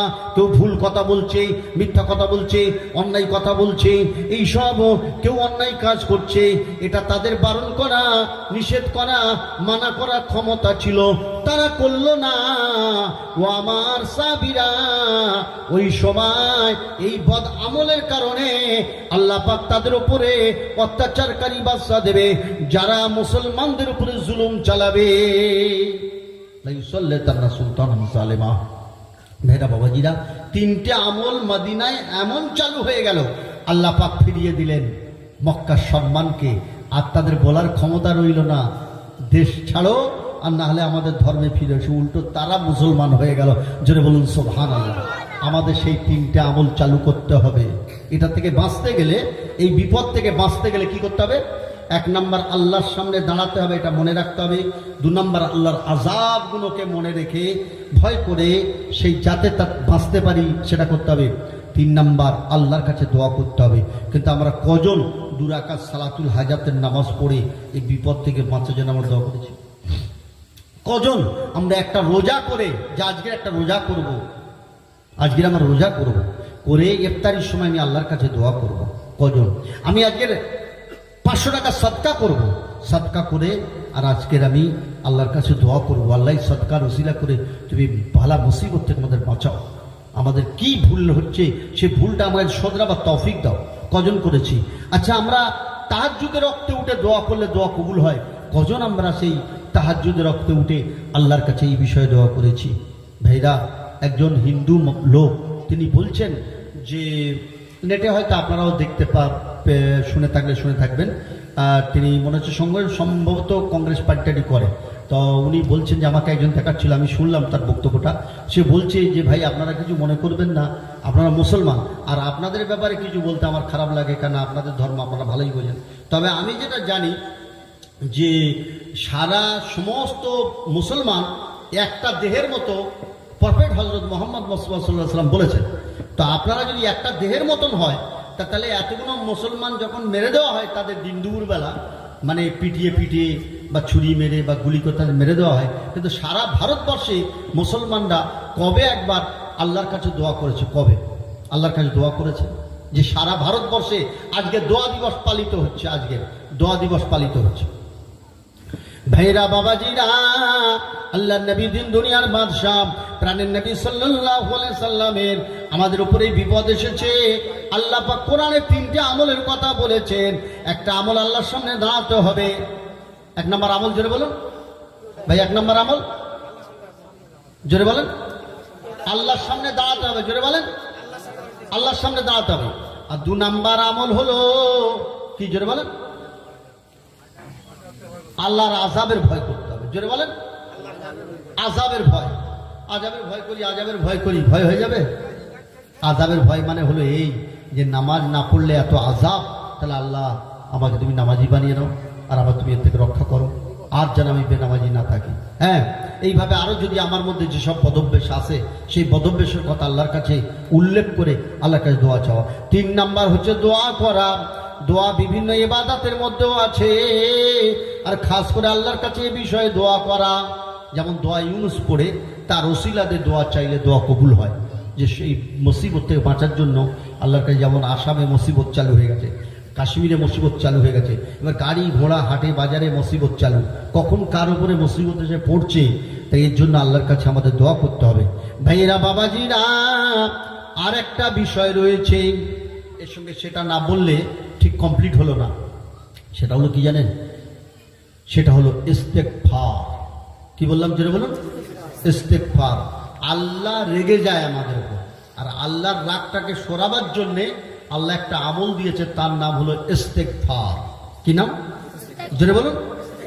ইস্তেগফার মানে হলো ক্ষমা চাওয়া। ইস্তেগফার মানে হলো ক্ষমা চাওয়া। তা আমাদের মধ্যে নামাজ আছে, রোজা আছে, দাড়িও আছে, আল্লাহর মধ্যে বেশ কিছু আমল আছে, কিন্তু ক্ষমা চাওয়ার আমলটা আমাদের মধ্যে প্রায় উঠে গেছে। কি করা? ইস্তেগফার করা, ক্ষমা চাওয়া। এই ক্ষমা চাওয়ার আমলটা, ছেলে বাপের কাছে ক্ষমা চাইবে, স্ত্রী স্বামীর কাছে ক্ষমা চাইবে, স্বামী স্ত্রীর কাছে ক্ষমা চাইবে, বাপ বেটার কাছে ক্ষমা চাইবে, ইমাম মুক্তাদির কাছে ক্ষমা চাইবে, মুক্তাদি ইমামের কাছে ক্ষমা চাইবে। আর এই আমাদের অবস্থা নেই, কেন সবাই মনে মনে মানে ফুলে ফুলে সাই, আমরা সব মনে করছি আমি বড় হয়ে গেছি। তা হাজার হাজার বালা নামছে প্রতিদিন। কত বালা নামছে? হাজার হাজার অভিশাপ নামছে আল্লাহর তরফ থেকে। মা কাতরাচ্ছে, হায় হায় হায় হায় করছে, ছেলের জুলুম, ছেলের অত্যাচারে মা হায় হায় করছে।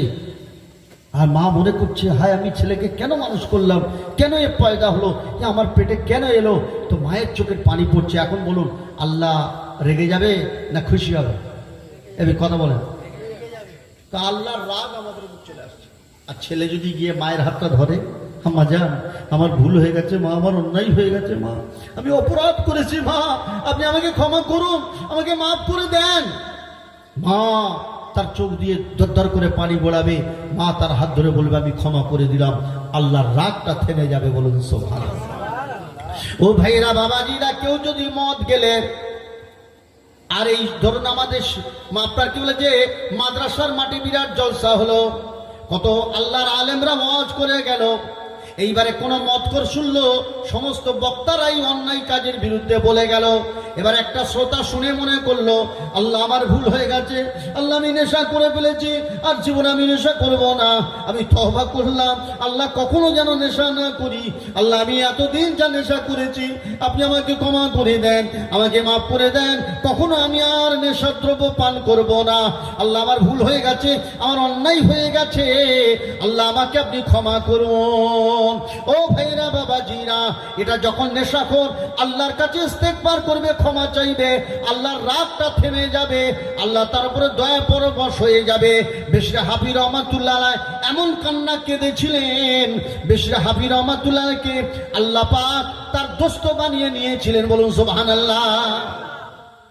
যারা ধরুন সুদের সাথে জড়িত আছে বা বন্ধনের সাথে, তারা যদি বলে যে আল্লাহ আমার ভুল হয়ে গেছে, আল্লাহ আমার অপরাধ হয়ে গেছে, যা করেছি আর নয়, বিসমিল্লাহ তাওয়াক্কালতু আলাল্লাহ, তোমার উপর ভরসা করলাম, আল্লাহ আর আমি জাহান্নামে যেতে চাই না, আল্লাহ আমি ইস্তেগফার করলাম, যা হবার হয়ে গিয়েছে আমাকে আপনি ক্ষমা করে দিন, আমাকে মাফ করে দিন, আর জীবনে যেন এই অন্যায় কাজটা আমি না করি। এইভাবে আল্লাহর কাছে ইস্তেগফার করলে আল্লাহর রাগটা থেমে যায়। ও ভাইরা বাবাজিরা, স্বামী খাটাখাটনি করে বাইরে থেকে জ্বলে পুড়ে খাক হয়ে আসছে, তার সারাদিন যে কত খাটনির রোজগারের পয়সা, তো স্ত্রী বাড়িতে আসার পরে তাড়াতাড়ি গামছাটা নিয়ে এলো, মুখ হাত পা ধোয়ার পানিটা দিল, আচ্ছা একটু আরাম করুন, বসুন, পাখাটা হাওয়া ছেড়ে দিল, একটু আপনি হাওয়া খান, তারপরে সেবা যত্ন করতে লাগলো, তার মনটা খুশিতে বাকবাক হয়ে গেল। কিন্তু বর্তমান এখন যা পরিস্থিতি চলেছে, সমস্ত বাড়িতে যেন একটা আগুন জ্বলছে, মানে ছেলে মেয়ে, বাপ বেটা, ভাই ভাই, পাড়া প্রতিবেশী, মানে খালি কোনো মতো চলে যাচ্ছে দিন আর কি। কিন্তু যদি একটুখানি মনে হয় যে লেজে পা তুলে দেওয়া যায়, বাস আগুন জ্বলে যাবে একদম। এখন যা স্ত্রীরা যা অবস্থা, মহিলাদের, ওরা মিলাদ শোনে, নামাজও পড়ে, ওরা চাদরও দেয় গায়, কিন্তু এত মানে উশৃঙ্খল হয়ে পড়েছে মেয়ে ছেলেরা, তো ওদেরকে মানে আপনার বলে যে কোনো বাঁধনের মধ্যে আনাই সমস্যা। এবারে যদি আপনার ছেলেদের, আমাদের জওয়ান ছেলেরা, সে এত উশৃঙ্খল, এরা মিলাদও দেয়, এরা জলসাও দেয়, এরা গরু জয় করে খানাও করে, আবার এরা ভোল পাল্টে দেয়, হ্যাঁ, কিন্তু ইস্তেগফার নেই। কি বোঝা গেল ভাই? ইস্তেগফার নেই, ইস্তেগফার নেই। আল্লাহ পাক কোরআনে বললেন আল্লাহ কোরআনে বললেন আস্তাগফিরুল্লাহ ইন্নাল্লাহা কানা গফুরার রহিমা। ও আমার নবী, আপনি ইস্তেগফার করুন, আপনি ইস্তেগফার করুন, আপনি ক্ষমা চান। ও ভাইরা বাবাজিরা, শুনলে অবাক হয়ে যাবেন, আমার নবীর আগের গুনাহ মাফ, পরের গুনাহ মাফ, আমার নবী বেগুনাহ মাসুম, আমার নবীর কোনো গুনাহ নেই। আল্লাহ বললেন হো আমার নবী, আপনি ইস্তেগফার করুন, আপনি ইস্তেগফার করুন। কেউ নবী তো নামাজ পড়েন, নবী তো রোজা করেন, আবার ইস্তেগফার কি? নবী তো নবীর আগের গুনাহ মাফ, পরের গুনাহ মাফ, ও কোরআনে ওহী নাজিল হয়ে গেল। তাহলে নবী নামাজ পড়েন, রোজা করেন, শরীয়তের সমস্ত কাজ করেন, আবার নবী ইস্তেগফার করবেন কেন? আল্লাহ বললেন ও আমার নবী, আপনি ইস্তেগফার করুন। আমার নবী বললেন ও সাবিরা, আমি আল্লাহকে বেশি ভালোবাসি, আমার আল্লাহ আমাকে যে কথা বলেছেন ইস্তেগফার করার কথা, আমি রাসূলুল্লাহ প্রতিদিন আমি 100 বার করে আল্লাহর দরবারে ইস্তেগফার করে থাকি। কতবার? 100 বার। সত্যি করে বলবেন, আজকে সকাল থেকে এই পর্যন্ত আমরা কতবার ইস্তেগফার করেছি? দেখুন, চিন্তা করুন। ইস্তেগফার নেই আগে বলেছিলাম, এবার বিশ্বাস হলো? আমরা নামাজ পড়ি, আমার অভিযোগ, ইস্তেগফার তো নবী করে কতবার? 100 বার ইস্তেগফার করে। কতবার? জোরে বলেন। আর আমি উম্মাত হিসাবে আমি কতবার ইস্তেগফার করলাম? ইস্তেগফার আল্লাহ কোরআনে বললেন ইস্তেগফার। এবারে ওহী নাযিল হলো, হে নবী আপনার উম্মতীদের ইস্তেগফার করতে বলুন। আস্তাগফিরুল্লাহ ইন্নাল্লাহা গফুরুর রহিম। ও আমার নবীর উম্মতীরা, আপনারা ইস্তেগফার করুন, ইস্তেগফার করুন, ইস্তেগফার করুন। নবী 100 বার ইস্তেগফার করেন, আমরা সারাদিন কতবার ইস্তেগফার করি? তবে আজকের ওয়াজ শোনার পরে একেবারে বেকার যাবে না, নিশ্চয়ই আমাদের মাথায় থাকবে যে আমাদেরও ইস্তেগফার করার দায়িত্ব রয়েছে। আল্লাহ নবী বলেন, ও ছেলেরা, জওয়ানেরা, যুবকেরা, আপনাদের জন্য আল্লাহ নবী কত সুন্দর হাদিস বলেছেন, আত্তায়েবু কামাল্লা জাম্বা লাহু। যে পাপ করে ফেলেছে, ভুলে বা কোনো রকম ভাবে পাপ করে ফেলেছে, অন্যায় করে ফেলেছে, কিন্তু সে যদি আল্লাহর দরবারে তওবা করে, নবী আমার বলেন সে যেন পাপ করলো না, যদি সে ইস্তেগফার করে। কিন্তু কবে ইস্তেগফার করব করে কবে ইস্তেগফার করব? হ্যাঁ, এখনো সময় হয়নি। হযরত সাইয়্যিদিনা আবু বকর সিদ্দিক আমার রাসূলুল্লাহর কাছে এলেন, ইয়া রাসূলুল্লাহ, ইয়া হাবিবাল্লাহ, আমাকে ইস্তেগফার শিক্ষা দিন, আমাকে ইস্তেগফার শিক্ষা দিন। কি গো? সাইয়্যিদিনা আবু বকর সিদ্দিক রাদিয়াল্লাহু তাআলা আনহু আমার নবীর মস্ত বড় সাহাবী, তিনি বললেন আমাকে ইস্তেগফার শিক্ষা দিন। আল্লাহ নবী বললেন, আমার দয়ার নবী বললেন, হে আমার আবু বকর, আপনি পড়ুন আল্লাহুম্মা ইন্নী, সবাই বলুন আল্লাহুম্মা ইন্নী যালামতু নাফসি যুলমান কাসীরা ওয়া লা ইয়াগফিরু যুনুবা ইল্লা আনতা ফাগফিরলি মাগফিরাতাম মিন ইনদিকা ওয়ারহামনি ইন্নাকা আনতাল গফুরুর রহিম। এই ইস্তেগফার নাজিল হয়ে গেল, ইস্তেগফার এসে গেল। আল্লাহ নবী সাল্লাল্লাহু আলাইহি সাল্লাম বললেন, এই ইস্তেগফারটা আপনি পড়ুন। জানেন, এই ইস্তেগফারটা যদি আমরা একবার পড়লাম, এটা একবারের নেকি পেলাম। কবারের নেকি? এই ইস্তেগফারটা যখন নামাজের ভিতরে পড়বেন, 100 বার পড়ার নেকি পাবেন। কতবার পড়ার নেকি পাবেন? 100 বার। আবার এই ইস্তেগফারটা বাংলায় ভালো করে মানে জেনে নেবেন, বাংলায় ভালো করে মানে জেনে নেবেন। কেন ইস্তেগফার কাকে বলে জানেন? ইস্তেগফার হলো কোনো একটা গুনার কথা মেনশন করে আল্লাহকে বলা। আমার মধ্যে একটা বদভ্যাস আছে, ধরুন আমি গালি দেওয়া বদভ্যাস, যে কোনো কথা বলতে গেলে গালি দেওয়া, খিস্তি শব্দ এসে যায়। তো আল্লাহকে বলে, আমি আল্লাহ, আমি তওবা করছি, আমি এই গালি শব্দ থেকে আমি আপনার কাছে ক্ষমা চাচ্ছি, যা ইতিমধ্যে আমার এই নোংরা শব্দ আমার জবান থেকে বেরিয়ে গেছে, আর যেন না বের হয়, আমি আপনাকে ক্ষমা চাচ্ছি, আমি ইস্তেগফার করছি, আপনি আমার ক্ষমা করে দিন, আর আমি তওবা করে নিচ্ছি, আর কখনো যেন এইরকম মানে নোংরা কথা, অশ্লীল শব্দ বা গালি শব্দ আমার জবান থেকে না বের হয়। এরকম একটা করে নিজের পাপের কথা উল্লেখ করে, নিজের ভুলের কথা উল্লেখ করে আল্লাহর কাছে ক্ষমা চাওয়া, এর নাম হলো ইস্তেগফার। এর নাম হলো ইস্তেগফার। ধরুন যাদের দাড়ি রাখার বয়স হয়ে গেছে, দাড়ি রাখতে পারছি না, তা আমাদের শরিয়াতে, এটা তো বললে আপনাদের খারাপ লাগবে, শহরের লোকেরা তো এটা সব মোড়ানো হয়ে থাকতে চায়।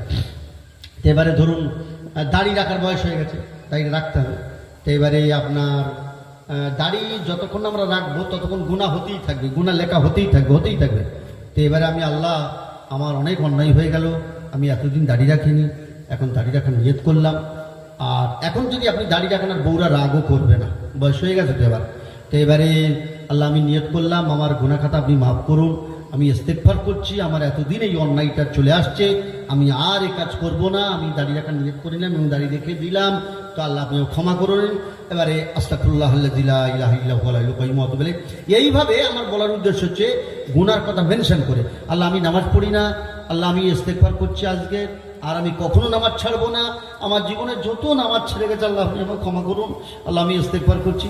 কিংবা কেউ ইস্তেগফার করলো যে আল্লাহ আমি মহিলা, আর আমি ওয়াজে শুনেছি এরকম রাস্তার ধারে ফাঁকা জায়গা, রাস্তার ধারে বা যে কোনো ফাঁকা জায়গায় একটা মেয়ে ছেলে গোসল করা, বা ফাঁকা একটা পুকুরে যেখানে লোকজন চলাফেরা করে, অসুবিধা, কেউ পানি, বা এখন তো সব টাইম কল এসে গেছে, বা অনেক বাড়িতে হয়তো আসেনি, টিউবওয়েলের ব্যবস্থা রয়েছে, কিংবা পানি একটু এনে বাড়িতে গোসল টোসলের ব্যবস্থা করা, এটা আল্লাহর জন্য করা, নিজের ইহকাল পরকালে ভালোর জন্য, তাতে নিজের শরীর স্বাস্থ্য মন মেজাজ সব ভালো থাকবে। এবারে আল্লাহর কাছে ইস্তেগফার, আল্লাহ আমার ভুল হয়ে গেছে, আমার অন্যায় হয়ে গেছে, আমি আর এরম করব না, আমি এবারে পর্দার সাথে গোসল করব, আল্লাহ আমি তাই তওবা করে নিলাম, এরা মেনশন করে গুনার কথা উল্লেখ করে আল্লাহর কাছে তার ক্ষমা চাওয়া এবং সেটা না করার ওয়াদাবদ্ধ হয়ে যাওয়া, এর নাম হলো ইস্তেগফার, এর নাম হলো ইস্তেগফার। ও ও ভাইরা বাবাজিরা, এই ইস্তেগফারটার যদি ভালো করে বাংলা মানেটা জেনে এটা নামাজের ভিতরে পড়েন, তাহলে এটা একবার যদি নামাজের ভিতরে পড়েন 1000 বার পড়ার নেকি পাওয়া যাবে। বলুন সুবহানাল্লাহ। কতবার? 1000 বার। 1000 বার। তাহলে এই ইস্তেগফার করলে কি হয় জানেন? আল্লাহর রাগ থেমে যায়। জোরে বলুন সুবহানাল্লাহ। আল্লাহর রাগ থেমে যায়। ইস্তেগফার করলে আল্লাহ বান্দার উপরে খুশি হয়ে যান, আল্লাহ বান্দার উপরে রাজি হয়ে যান। এটা আল্লাহ যেন আমাদের সবাইকে করান, আল্লাহ যেন আমাদের সকলকে আমল করার তৌফিক দেন। আপনার আমার দয়ার নবী, দিন দুনিয়ার বাদশাহ, প্রাণের নবী সাল্লাল্লাহু আলাইহি সাল্লাম, তার 63 বছরের জীবনে 30 পারা কোরআন নাযিল হলো। সেই নবী আমার ইন্তেকালের সময় হয়ে এলো, নবী বিছন সজ্জা হয়ে গেলেন, নবী মসজিদের দিকে তাকাতে থাকলেন। ওই অবস্থায় সাহাবীদের কাঁধে ভর দিয়ে মসজিদের শেষে গেলেন, নামাজও পড়লেন। তারপরে কয়েক ওয়াক্ত মাত্র আর মসজিদে যেতে পারলেন না, ইন্তেকাল হয়ে গেল। আপনার আমার দিন দুনিয়ার বাদশাহ, সরকারে কায়নাত, মুফাখখারে মওজুদাত, সারা দুনিয়া শোক সাগরে ভাসিয়ে আপনার আমার নবী, দিন দুনিয়ার বাদশাহ প্রাণ নবী সাল্লাল্লাহু আলাইহি ওয়াসাল্লাম ইন্তেকাল করে গেলেন। তার দাফন হলো মঙ্গলবার জোহরের সময়, তাকে দাফন করা হলো এবং তার জানাজা কিছু কিছু সাহাবীরা নিজের মতন করে সব জানাজা পড়েছেন। এ জানাজার কোনো জামাত হয়নি, যেহেতু আল্লাহর নবীর জানাজায় কে ইমাম হবেন সেই হিসাবে এইভাবেই জানাজা হয়েছিল। তারপর থেকে জানাজায় ইমামতির ব্যবস্থা হলো এবং জানাজা এইভাবে জামাতবদ্ধভাবে চালু হয়ে গেল। ভাইরা বাবাজিরা, আল্লাহর হযরত সাইয়েদনা আবু বকর সিদ্দিক বলেছিলেন, যখন হযরত ওমর রাদিয়াল্লাহু তাআলা আনহু খোলা তলোয়ার নিয়ে তিনি বের হয়ে পড়লেন, যে বলবে আমার নবী ইন্তেকাল করেছে আমি তার গর্দান আলাদা করে দেবো। তো সেই সময় হযরত আবু বকর সিদ্দিক ওয়াজ ফরমাতে চালু করলেন। হযরত ওমর সেখানে বসে শুনতে লাগলেন। শুনতে শুনতে হযরত ওমর বলছেন, আমি যেন নতুন আজকের ওয়াজ শুনছি, আর আমার মনের পরিবর্তন হয়ে গেল ওয়াজ শুনে। হযরত আবু বকর সিদ্দিক এই কথা বলেছিলেন যে আমার নবীর ইন্তেকালের পরে আমরা নবী যে কাজটা বলেছি সেটা যদি আমরা চালু রাখি তাহলে নবী আমাদের কাছে জীবিত রয়ে গেলেন। বলুন সুবহানাল্লাহ। আর যদি সে কাজটা আমরা না করি তাহলে নবী সত্যিই ইন্তেকাল করে গেলেন, নবী আমাদের থেকে চলে গেলেন। আল্লাহ নবীকে যারা স্বপ্ন দেখবে, মান রায়ানি ফাকাদ রায়াল হক, যে নবীকে দেখবে সে সত্যই দেখলো। প্রচুর লোক এখন নবীর জিয়ারাতের মানুষ আছেন অনেক জায়গায়, আল্লাহ পাক আমাদের কানে শুনেছেন। অনেক মহিলা আছেন যাদের সাথে আমার রাসূলুল্লাহ দিদার হয়ে আছে। ভাইরা বাবাজিরা, আল্লাহ পাক পরওয়ারদিগার বিনিয়াজ আমাদের সকলকে আমল করার তৌফিক দান করুন। আমা আলাইনা ইল্লাল বালাগ। আসুন নবীজির শানে একটু সালাম নজরা পেশ করি। ইয়া নবী। ওমর মসজিদে নববীতে নামাজ পড়াতে ঢুকছেন, পিছনে শত্রু ঢুকছে, তার কাছে তলোয়ার আছে। ভুল বলছি নাকি? আরে ভুল বলছি নাকি? আল্লাহ হযরত ওমর ঢুকে গেলেন কোথায়? একদম নামাজ পড়াবার জায়গায়, ইমামের জায়গায়। কোথায়? যেখানে আমার রাসূলুল্লাহ দাঁড়িয়ে নামাজ পড়িয়েছেন। সে কি ইমাম আর কি নামাজি, আপনার কি বলবো। সাইয়েদনা হযরত ওমর, যাকে জান্নাতের সার্টিফিকেট দেওয়া হয়েছে, তিনি দাঁড়িয়েছেন আমার রাসূলুল্লাহর জায়গায়। সারা পৃথিবীর সেরা মসজিদ, মসজিদে নববীতে, না পিছনে কিন্তু তলোয়ার নিয়ে সেও দাঁড়িয়ে গেল। হযরত ওমর আর দেখতে পেলেন না, ব্যাস পেটে তরোয়াল কেটে। কথা বোঝা গেল? এটা বাতিনি নয়। বাতিনি হলো এই জিনিস, ভালো করে বুঝে নিন এই কথাটা। কেন অনেক বাতিনি তাসওয়ুফ আলোচনা হয়, কিন্তু অনেক জায়গায় আমার আলোচনার পরে যেটা আমি শুনেছি জনগণের মুখ থেকে, যদি আপনি ক্লিয়ার করে দিলেন, আমাদের খালি আমরা শুনতাম জাহিরি বাতিনি, কিন্তু বাতিনিটা কি এটাই আমাদের মাথায় ঢোকেনি। বাতিনিটা হলো এই জিনিস, নামাজ পড়ার পরে নেকি হলো, এই নেকিটা কোন কোন ভুল আমলের জন্য নেকিটা নষ্ট হয়ে যায়, নেকিটা শেষ হয়ে যায়, সেইটা জানার নাম হলো বাতিল। বোঝা গেল? রোজা করলে নেকি হলো, কিন্তু নেকিটা খেয়ে নেয় কিসে কিসে। আমি হজ করেছি, আমার নেকি হলো, কিন্তু হজের নেকিটা খেয়ে নেয় কিসে কিসে। ও খায়, নেকি সব শেষ করে দেয় কোন বদামলে, সেইটা এক জায়গায় করতে হবে। এই আমল আর সেই আমল যেন নেকি না খেতে পারে, এইটা যখন জানা হয়ে গেল, এইটা হলো বাতেনি এলে। একে কি বলে? বাতে। এটাকে 10টা লতিফা ধরে ওই অনুশীলন চালানো হয়। যেমন নফিয়াস বাতের বাতেনি হলো লা ইলাহা ইল্লাল্লাহ। তো লা ইলাহা ইল্লাল্লাহ যদি সারা জীবন পড়ি, এটা মিচে মিচে পড়া হবে। আর যখন কোনো ওলি আল্লাহর কাছে বসে আপনি এটা পড়বেন, তখন আপনার সত্যিকারের লা ইলাহা ইল্লাল্লাহ পড়া হবে। কেন বলুন তো? হুজুর আপনি দোয়া করে দেবেন আমাদের সর্দার পাড়ায় 1,26,000 বার, আর খাঁ পাড়ায় হয়েছে 2 লক্ষ বার, আর মন্ডল পাড়ায় হয়েছে 3 লক্ষ বার, এরপরে 10 লক্ষ বার কালেমা পড়া। কতবার? 10 লক্ষ বার। এই আমাদের কালমা। কিন্তু কালমা একবারই পড়তে গেলে তাই ঘেমে শুরু হয়ে যাবে। লা ইলাহা মানে না, না মানে নাফি। এটা কি হলো? আরবিতে একে বলা হয় নাফি। তাসাউফ লাইনের ভাষা হলো নাফি, আর ইল্লাল্লাহ হলো ইসবাত। নফি মানে না, ইসবাত মানে হ্যাঁ। তার মানে কালমা যখন আমরা পড়ি এই কথা আমরা কালমা লা ইলাহা ইল্লাল্লাহ, আমি তো অনেক নাকে হ্যাঁ করে ফেলেছি, আল্লাহ আমাকে ক্ষমা করো, আমাকে মাফ করো। আর যেন কালেমার বিরুদ্ধে চারণ না করি, মুখে কালমা পড়ি লা ইলাহা মানে না, আল্লাহ তুমি যত জিনিস না করেছো সব না করে দিলাম, না করে দিলাম, না করে দিলাম।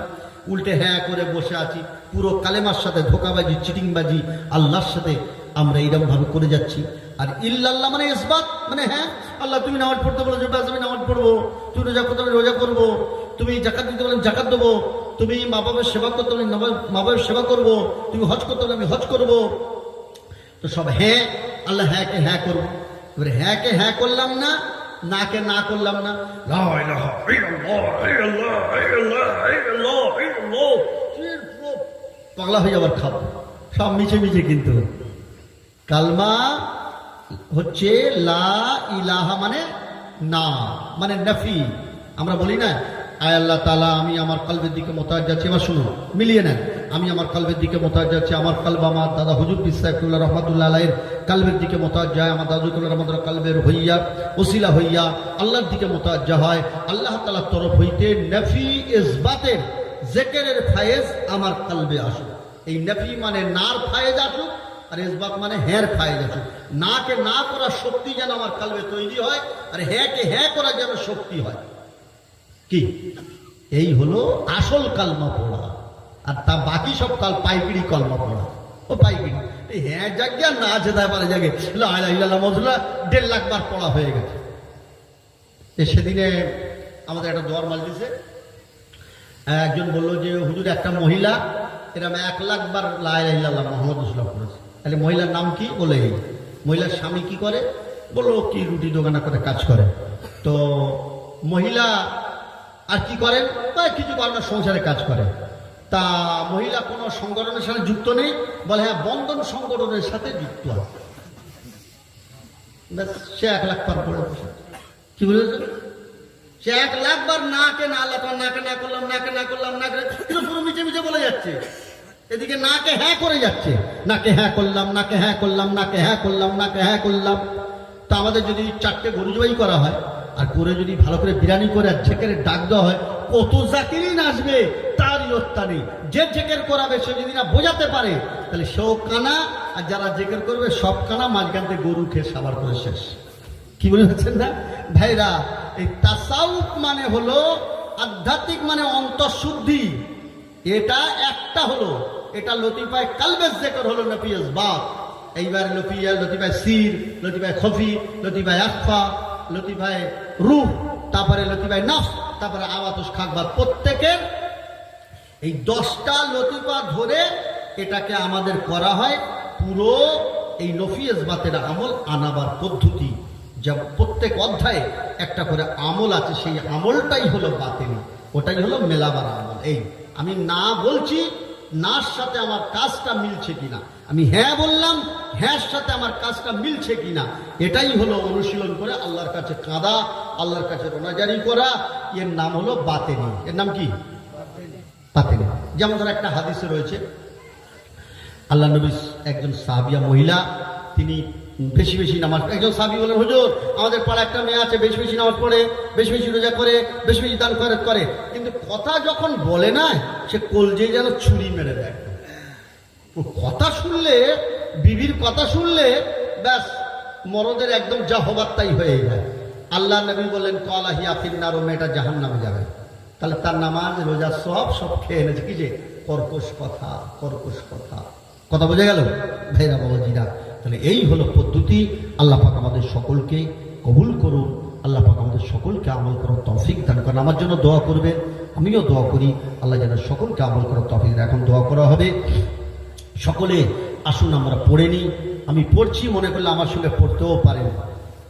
আশহাদু আল্লা ইলাহা ইল্লাল্লাহু ওয়াহদাহু লা শারীকা লাহু ওয়া আশহাদু আন্না মুহাম্মাদান আবদুহু ওয়া রাসূলুহু আস্তাগফিরুল্লাহাল্লাযী লা ইলাহা ইল্লা হুয়াল হাইয়ুল কাইয়্যুম ওয়া আতুবু ইলাইহি লা হাওলা ওয়া লা কুওয়াতা ইল্লা বিল্লাহিল আলিয়্যিল আযীম। আয় আল্লাহ তাআলা, আমি আমার তাম জীবনের গুনাহ হইতে আপনার কাছে ক্ষমা চাচ্ছি, আপনি ক্ষমা করে দিন, আর যেন ওই গুনাহ না করি। ইয়া আল্লাহ, তোমাকে রাজি খুশি করার মতো আমল করা তুমি তৌফিক দাও। আস্তাগফিরুল্লাহ রাব্বি মিন কুল্লি যামবিন ওয়া আতুবু ইলাইহি লা হাওলা ওয়া লা কুওয়াতা ইল্লা বিল্লাহিল আলিয়্যিল আযীম। সকলে দুরূদ শরীফ পড়ুন। আল্লাহুম্মা সাইয়্যিদিনা মাওলানা মুহাম্মদ ওয়া আলা আলি সাইয়্যিদিনা মাওলানা মুহাম্মদ। ইমাম সাহেব দোয়া করেন না। আল্লাহুম্মা আমিন। রব্বানা আতিনা ফিদ দুনিয়া হাসানাতাও ওয়া ফিল আখিরাতি হাসানাতাও ওয়া কিনা আযাবান নার। আয় রাব্বি আল্লাহ, আপনার বহু বান্দা বান্দিরা ইয়া আল্লাহ আপনার এই দ্বীনি মজলিসে এসেছেন। ইয়া আল্লাহ, অনেক বকাবকি করা হয়েছে, কেউ পালিয়ে যায়নি, সরে যায়নি। আল্লাহ, আপনার হস্তে সবাই দ্বীনের কথা শুনেছেন। ইয়া আল্লাহ, আপনি মেহেরবানি করে আমাদের সকলের বলা শোনাকে আপনি কবুল করেন। আল্লাহ, 23 খতম কালাম শরীফ তাআলা সুবহানাল্লাহি বিহামদিহি সুবহানাল্লাযী। আল্লাহ, আমার মা বোনের, আমার ভাইরা এত সুন্দর কোরআন পড়েছে, 23 খতম। ইয়া আল্লাহ, তুমি কবুল করো মওলা। আরো যত সূরা ইয়াসিন, কালমা শরীফ, আরো যা কিছু পড়া আছে আল্লাহ সবকে আপনি কবুল করেন। আল্লাহ, খাস করে আল্লাহ তাআলা মেহেরবানি করে দয়া করে যত চাঁদা পয়সা খরচ খরচা, কত কষ্টের পয়সা দিয়ে ইয়া আল্লাহ, কত আরামের বিছানা ছেড়ে আল্লাহ আপনার এই জান্নাতের বাগানে আপনার বান্দা বান্দিরা এত রাত পর্যন্ত সময় দিয়ে দিল।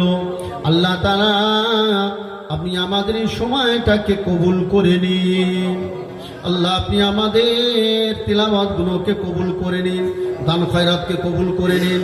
আল্লাহ তাআলা, এর সওয়াবে আজলা সওয়াবে কামেলা সর্বপ্রথমে আকায়ে নামদার সরকারে কায়নাত মুফাক্খরে মওজুদাত আমার দয়ার নবীর পবিত্র রূপাকে সবের নজরানাকে পৌঁছে দেন। আল্লাহ তাআলা, হাজারানে মজলিস আমরা যত আল্লাহ পুরুষ মহিলারা হাত তুলেছি, মাবুদ গো, তামাম আম্বিয়া সালাম হুজুরদের মুবারকে আমাদের সকলের তরফ থেকে সওয়াবের নজরানাকে পৌঁছে দেন।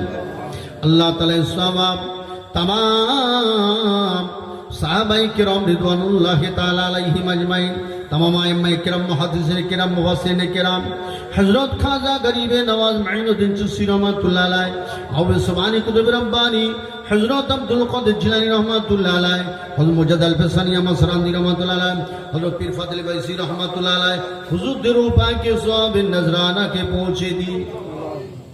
अल्लाह तरीक़ार इमाम अमर मुजाद्दिद ज़मान दादा हुजूर किबला रहमतुल्लाह अलैह तार औलादगण औलादेर औलादगण যারা বিদায় নিয়েছেন পরস্পরিক আমাদের পীর মুর্শিদ কিবলাগণ কত আল্লাহ তোমার বড় মায়ার মানুষগুলো দুনিয়া ছেড়ে বিদায় নিয়েছে।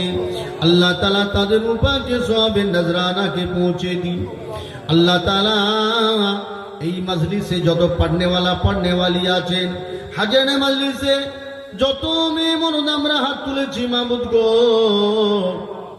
আমাদের কত মায়ার মার দুনিয়ায় নেই, আমাদের কত মায়ার আব্বা জান হায়রে আমাদের সোনার দাদা দাদি, কত মায়ার নানা নানি, কত আদরের নানা নানি আমাদের চলে গিয়েছেন।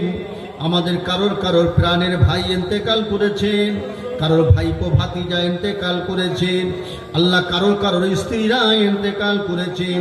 কত মায়ার মানুষগুলো কবরের মানুষ হয়ে গিয়েছে। আল্লাহ আপনি মেহেরবানি করে দয়া করে এ সওয়াবের নজরানা তাদের রুহে পৌঁছে দিন। আল্লাহ আপনি মেহেরবানি করে দয়া করে আপনি যদি কাউকে ক্ষমা করে দেন, মাফ করে দেন, আল্লাহ কারোর সেটাকে রুখে দেওয়ার মতো ক্ষমতা নাই। আল্লাহ তাআলা तमाम ईमानदार ईमानदारिनीर मुखे सबीर नजराना के पहुँचे दें।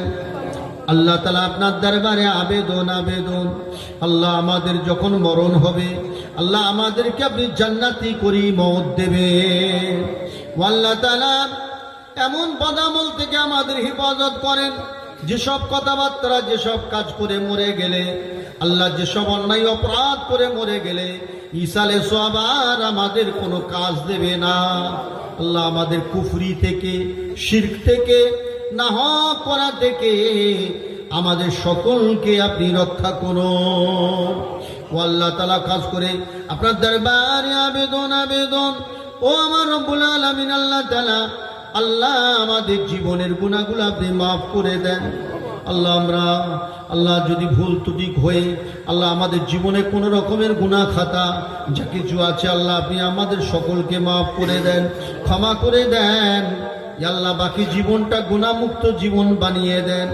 আল্লাহ তাআলা আপনার দরবারে আমাদের আবেদন আল্লাহ আমরা যারা অসুস্থ আছি আল্লাহ হাজির মজলিস আল্লাহ যারা অসুস্থ আছেন আর যাদের আমাদের ছেলে মেয়েরা অসুস্থ আছেন আল্লাহ আপনি মেহেরবানি করে প্রত্যেকে সুস্থ করে দেন। আল্লাহ হায়াত কিসমতকে আপনি দারাজ করেন। আল্লাহ আমাদের প্রত্যেকের হালাল রুজিতে আপনি বরকত দেন। আল্লাহ হালাল রুজিতে বরকত দেন। আল্লাহ ছোট ছোট ছেলে বাচ্চাদের নিয়ে, স্ত্রীদের নিয়ে আমাদের সংসার আল্লাহ, আমাদের সোনার স্ত্রী আল্লাহ, আমাদের কত আল্লাহ ছেলে মেয়ে, সুন্দর ছেলে মেয়ে, তাদেরকে মানুষ করার মতো সচ্ছলতা আমাদের নসিব করেন। আল্লাহ আমাদের সমস্ত অভাবকে আপনি দূরীভূত করে দেন। আল্লাহ তাআলা খাস করে মেহেরবানি করে দয়া করে আল্লাহ জমিনি বালা আসমানি বালা থেকে হেফাজত করেন। আল্লাহ সারা ভারতবর্ষ জুড়ে তথা পৃথিবী জুড়ে জুলুম চালু হয়ে গিয়েছে। আল্লাহ তাআলা মেহেরবানি করে দয়া করে জালেমদের হাত থেকে নিরপরাধ মানুষগুলোকে আপনি রক্ষা করুন, জালেমদের হাত থেকে আপনি রক্ষা করুন। আল্লাহ মাদ্রাসা মসজিদকে, তোমার ইমানদারিনী বান্দা বান্দিদিগকে আল্লাহ তাআলা কাশ্মীর, আসাম এবং ভারতবর্ষের আরো বিভিন্ন জায়গায় আল্লাহ রাস্তাঘাটে, হাটে বাজারে, গাড়ি ঘোড়ায় নির্মমভাবে হত্যা করা হয়। আল্লাহ তাআলা আপনি জালেমদেরকে শায়েস্তা করুন। আল্লাহ আপনি কুদরতি ফোর্সের দ্বারায় জালেমদেরকে আপনি পাকড়াও করুন, অত্যাচারকারীদের আপনি পাকড়াও করুন। মায়ের কলজের ভিতর থেকে তার যুবক ছেলে শেষ হয়ে গেল, মা হায় হায় করছে। আল্লাহ নিশ্চয়ই আপনি মায়ের থেকে বড় দয়ালু, বড় দাতা। আল্লাহ আপনার মায়া কত, আল্লাহ মায়ের থেকে কোটি কোটি গুণ বেশি আপনি মায়া করে থাকেন আপনার বান্দা বান্দীদের। আল্লাহ খাস করে আপনি রক্ষা করুন। আল্লাহ মোমেন মুসলমানের জান মাল আবু ইজ্জতের আপনি হেফাজত করে দেন। আল্লাহ তাআলা যেসব অপরাধের কারণে, ভুলের কারণে ওই সব বালা আমাদের উপরে এসে গিয়েছে, ওই সব ভুল থেকে আমাদের শোধরাবার তৌফিক দেন। আল্লাহ আমাদের ইস্তেগফার করার তৌফিক দেন, তোমার কাছে ক্ষমা চাওয়ার মতো তুমি তৌফিক দাও। মা বাপের কাছে ভুল করলে মা বাপের কাছে ক্ষমা চাওয়ার তৌফিক দাও। আল্লাহ তাআলা খাস করে মেহেরবানি করে আমাদের সব বাচ্চারা পড়াশোনা করছেন, আল্লাহ পড়াশোনায় আপনি তারাক্কি দেন। আল্লাহ তাআলা আমাদের প্রত্যেকের আপনি নেককার বানিয়ে নেন।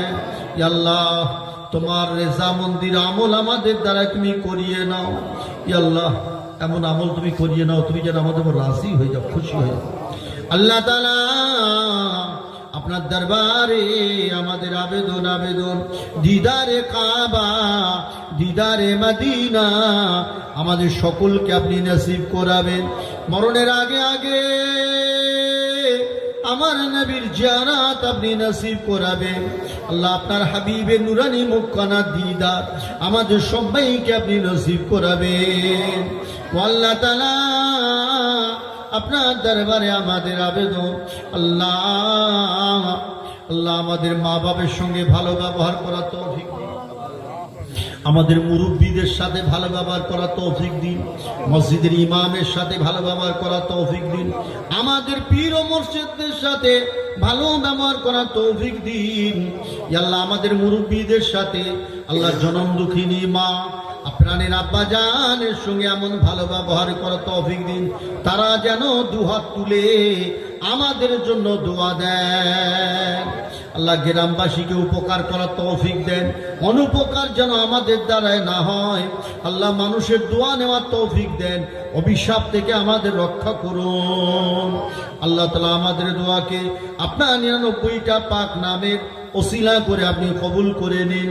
আল্লাহ অসংখ্য মানুষ হাত তুলেছে, আল্লাহ অসংখ্য মহিলারা হাত তুলেছেন। কার কি আরো দোয়া চাওয়ার ইচ্ছা আছে তার সকলের মনের খবর আপনি জানেন। আল্লাহ প্রত্যেকের মনের কথাকে আপনি গ্রহণ করে নিয়ে প্রত্যেকের নেক মনোবাঞ্ছাগুলোকে পূর্ণ করে দেন। যে যা বিপদ আপদ মুসিবতের মধ্যে আছে সব আপনি জানেন। আল্লাহ প্রত্যেকের বিপদ আপদ থেকে বিপদ, আল্লাহ সব থেকে আপনার কাছে আমাদের বড় আল্লাহ দরখাস্ত, আল্লাহ আপনি আমাদের হেদায়েত দেন, আমাদের বিবি ছেলে মেয়ে সবাইকে আপনি হেদায়েত দেন, আমাদের জি জামাই নাতি পোতা যে যেখানে আছে হেদায়েত দেন, তামাম মুসলমান জাতিকে হেদায়েত দেন, তামাম আল্লাহ অন্য ধর্মাবলম্বীদের আপনি হেদায়েতের পথে ফেরাইয়ে দেন। আল্লাহ আল্লাহ হক আল্লাহ আপনাকে চেনার মতন সকলকে তৌফিক দেন। আল্লাহ আমাদের কামেলে মোমেন বানিয়ে নেন। আল্লাহ আল্লাহ তাআলা আমাদের মরণটা হাটে বাজার রাস্তাঘাটে দেবেন না। আল্লাহ আমাদের মরণটা নিজ নিজ ঘরে জুমার দিনে আপনি নসিব করাবেন। মরণের সময় তোমার জিকিরে ডুবিয়ে দিও, তোমার জিকির করতে করতে মোকাম্মাল ঈমান ইসলাম নিয়ে তোমার দরবারে যেন আমাদের হাজিরি নসিব হয়ে যায়। سبحان ربك رب العزة عما يصفون وسلام على المرسلين والحمد لله رب العالمين لا إله إلا الله محمد رسول الله.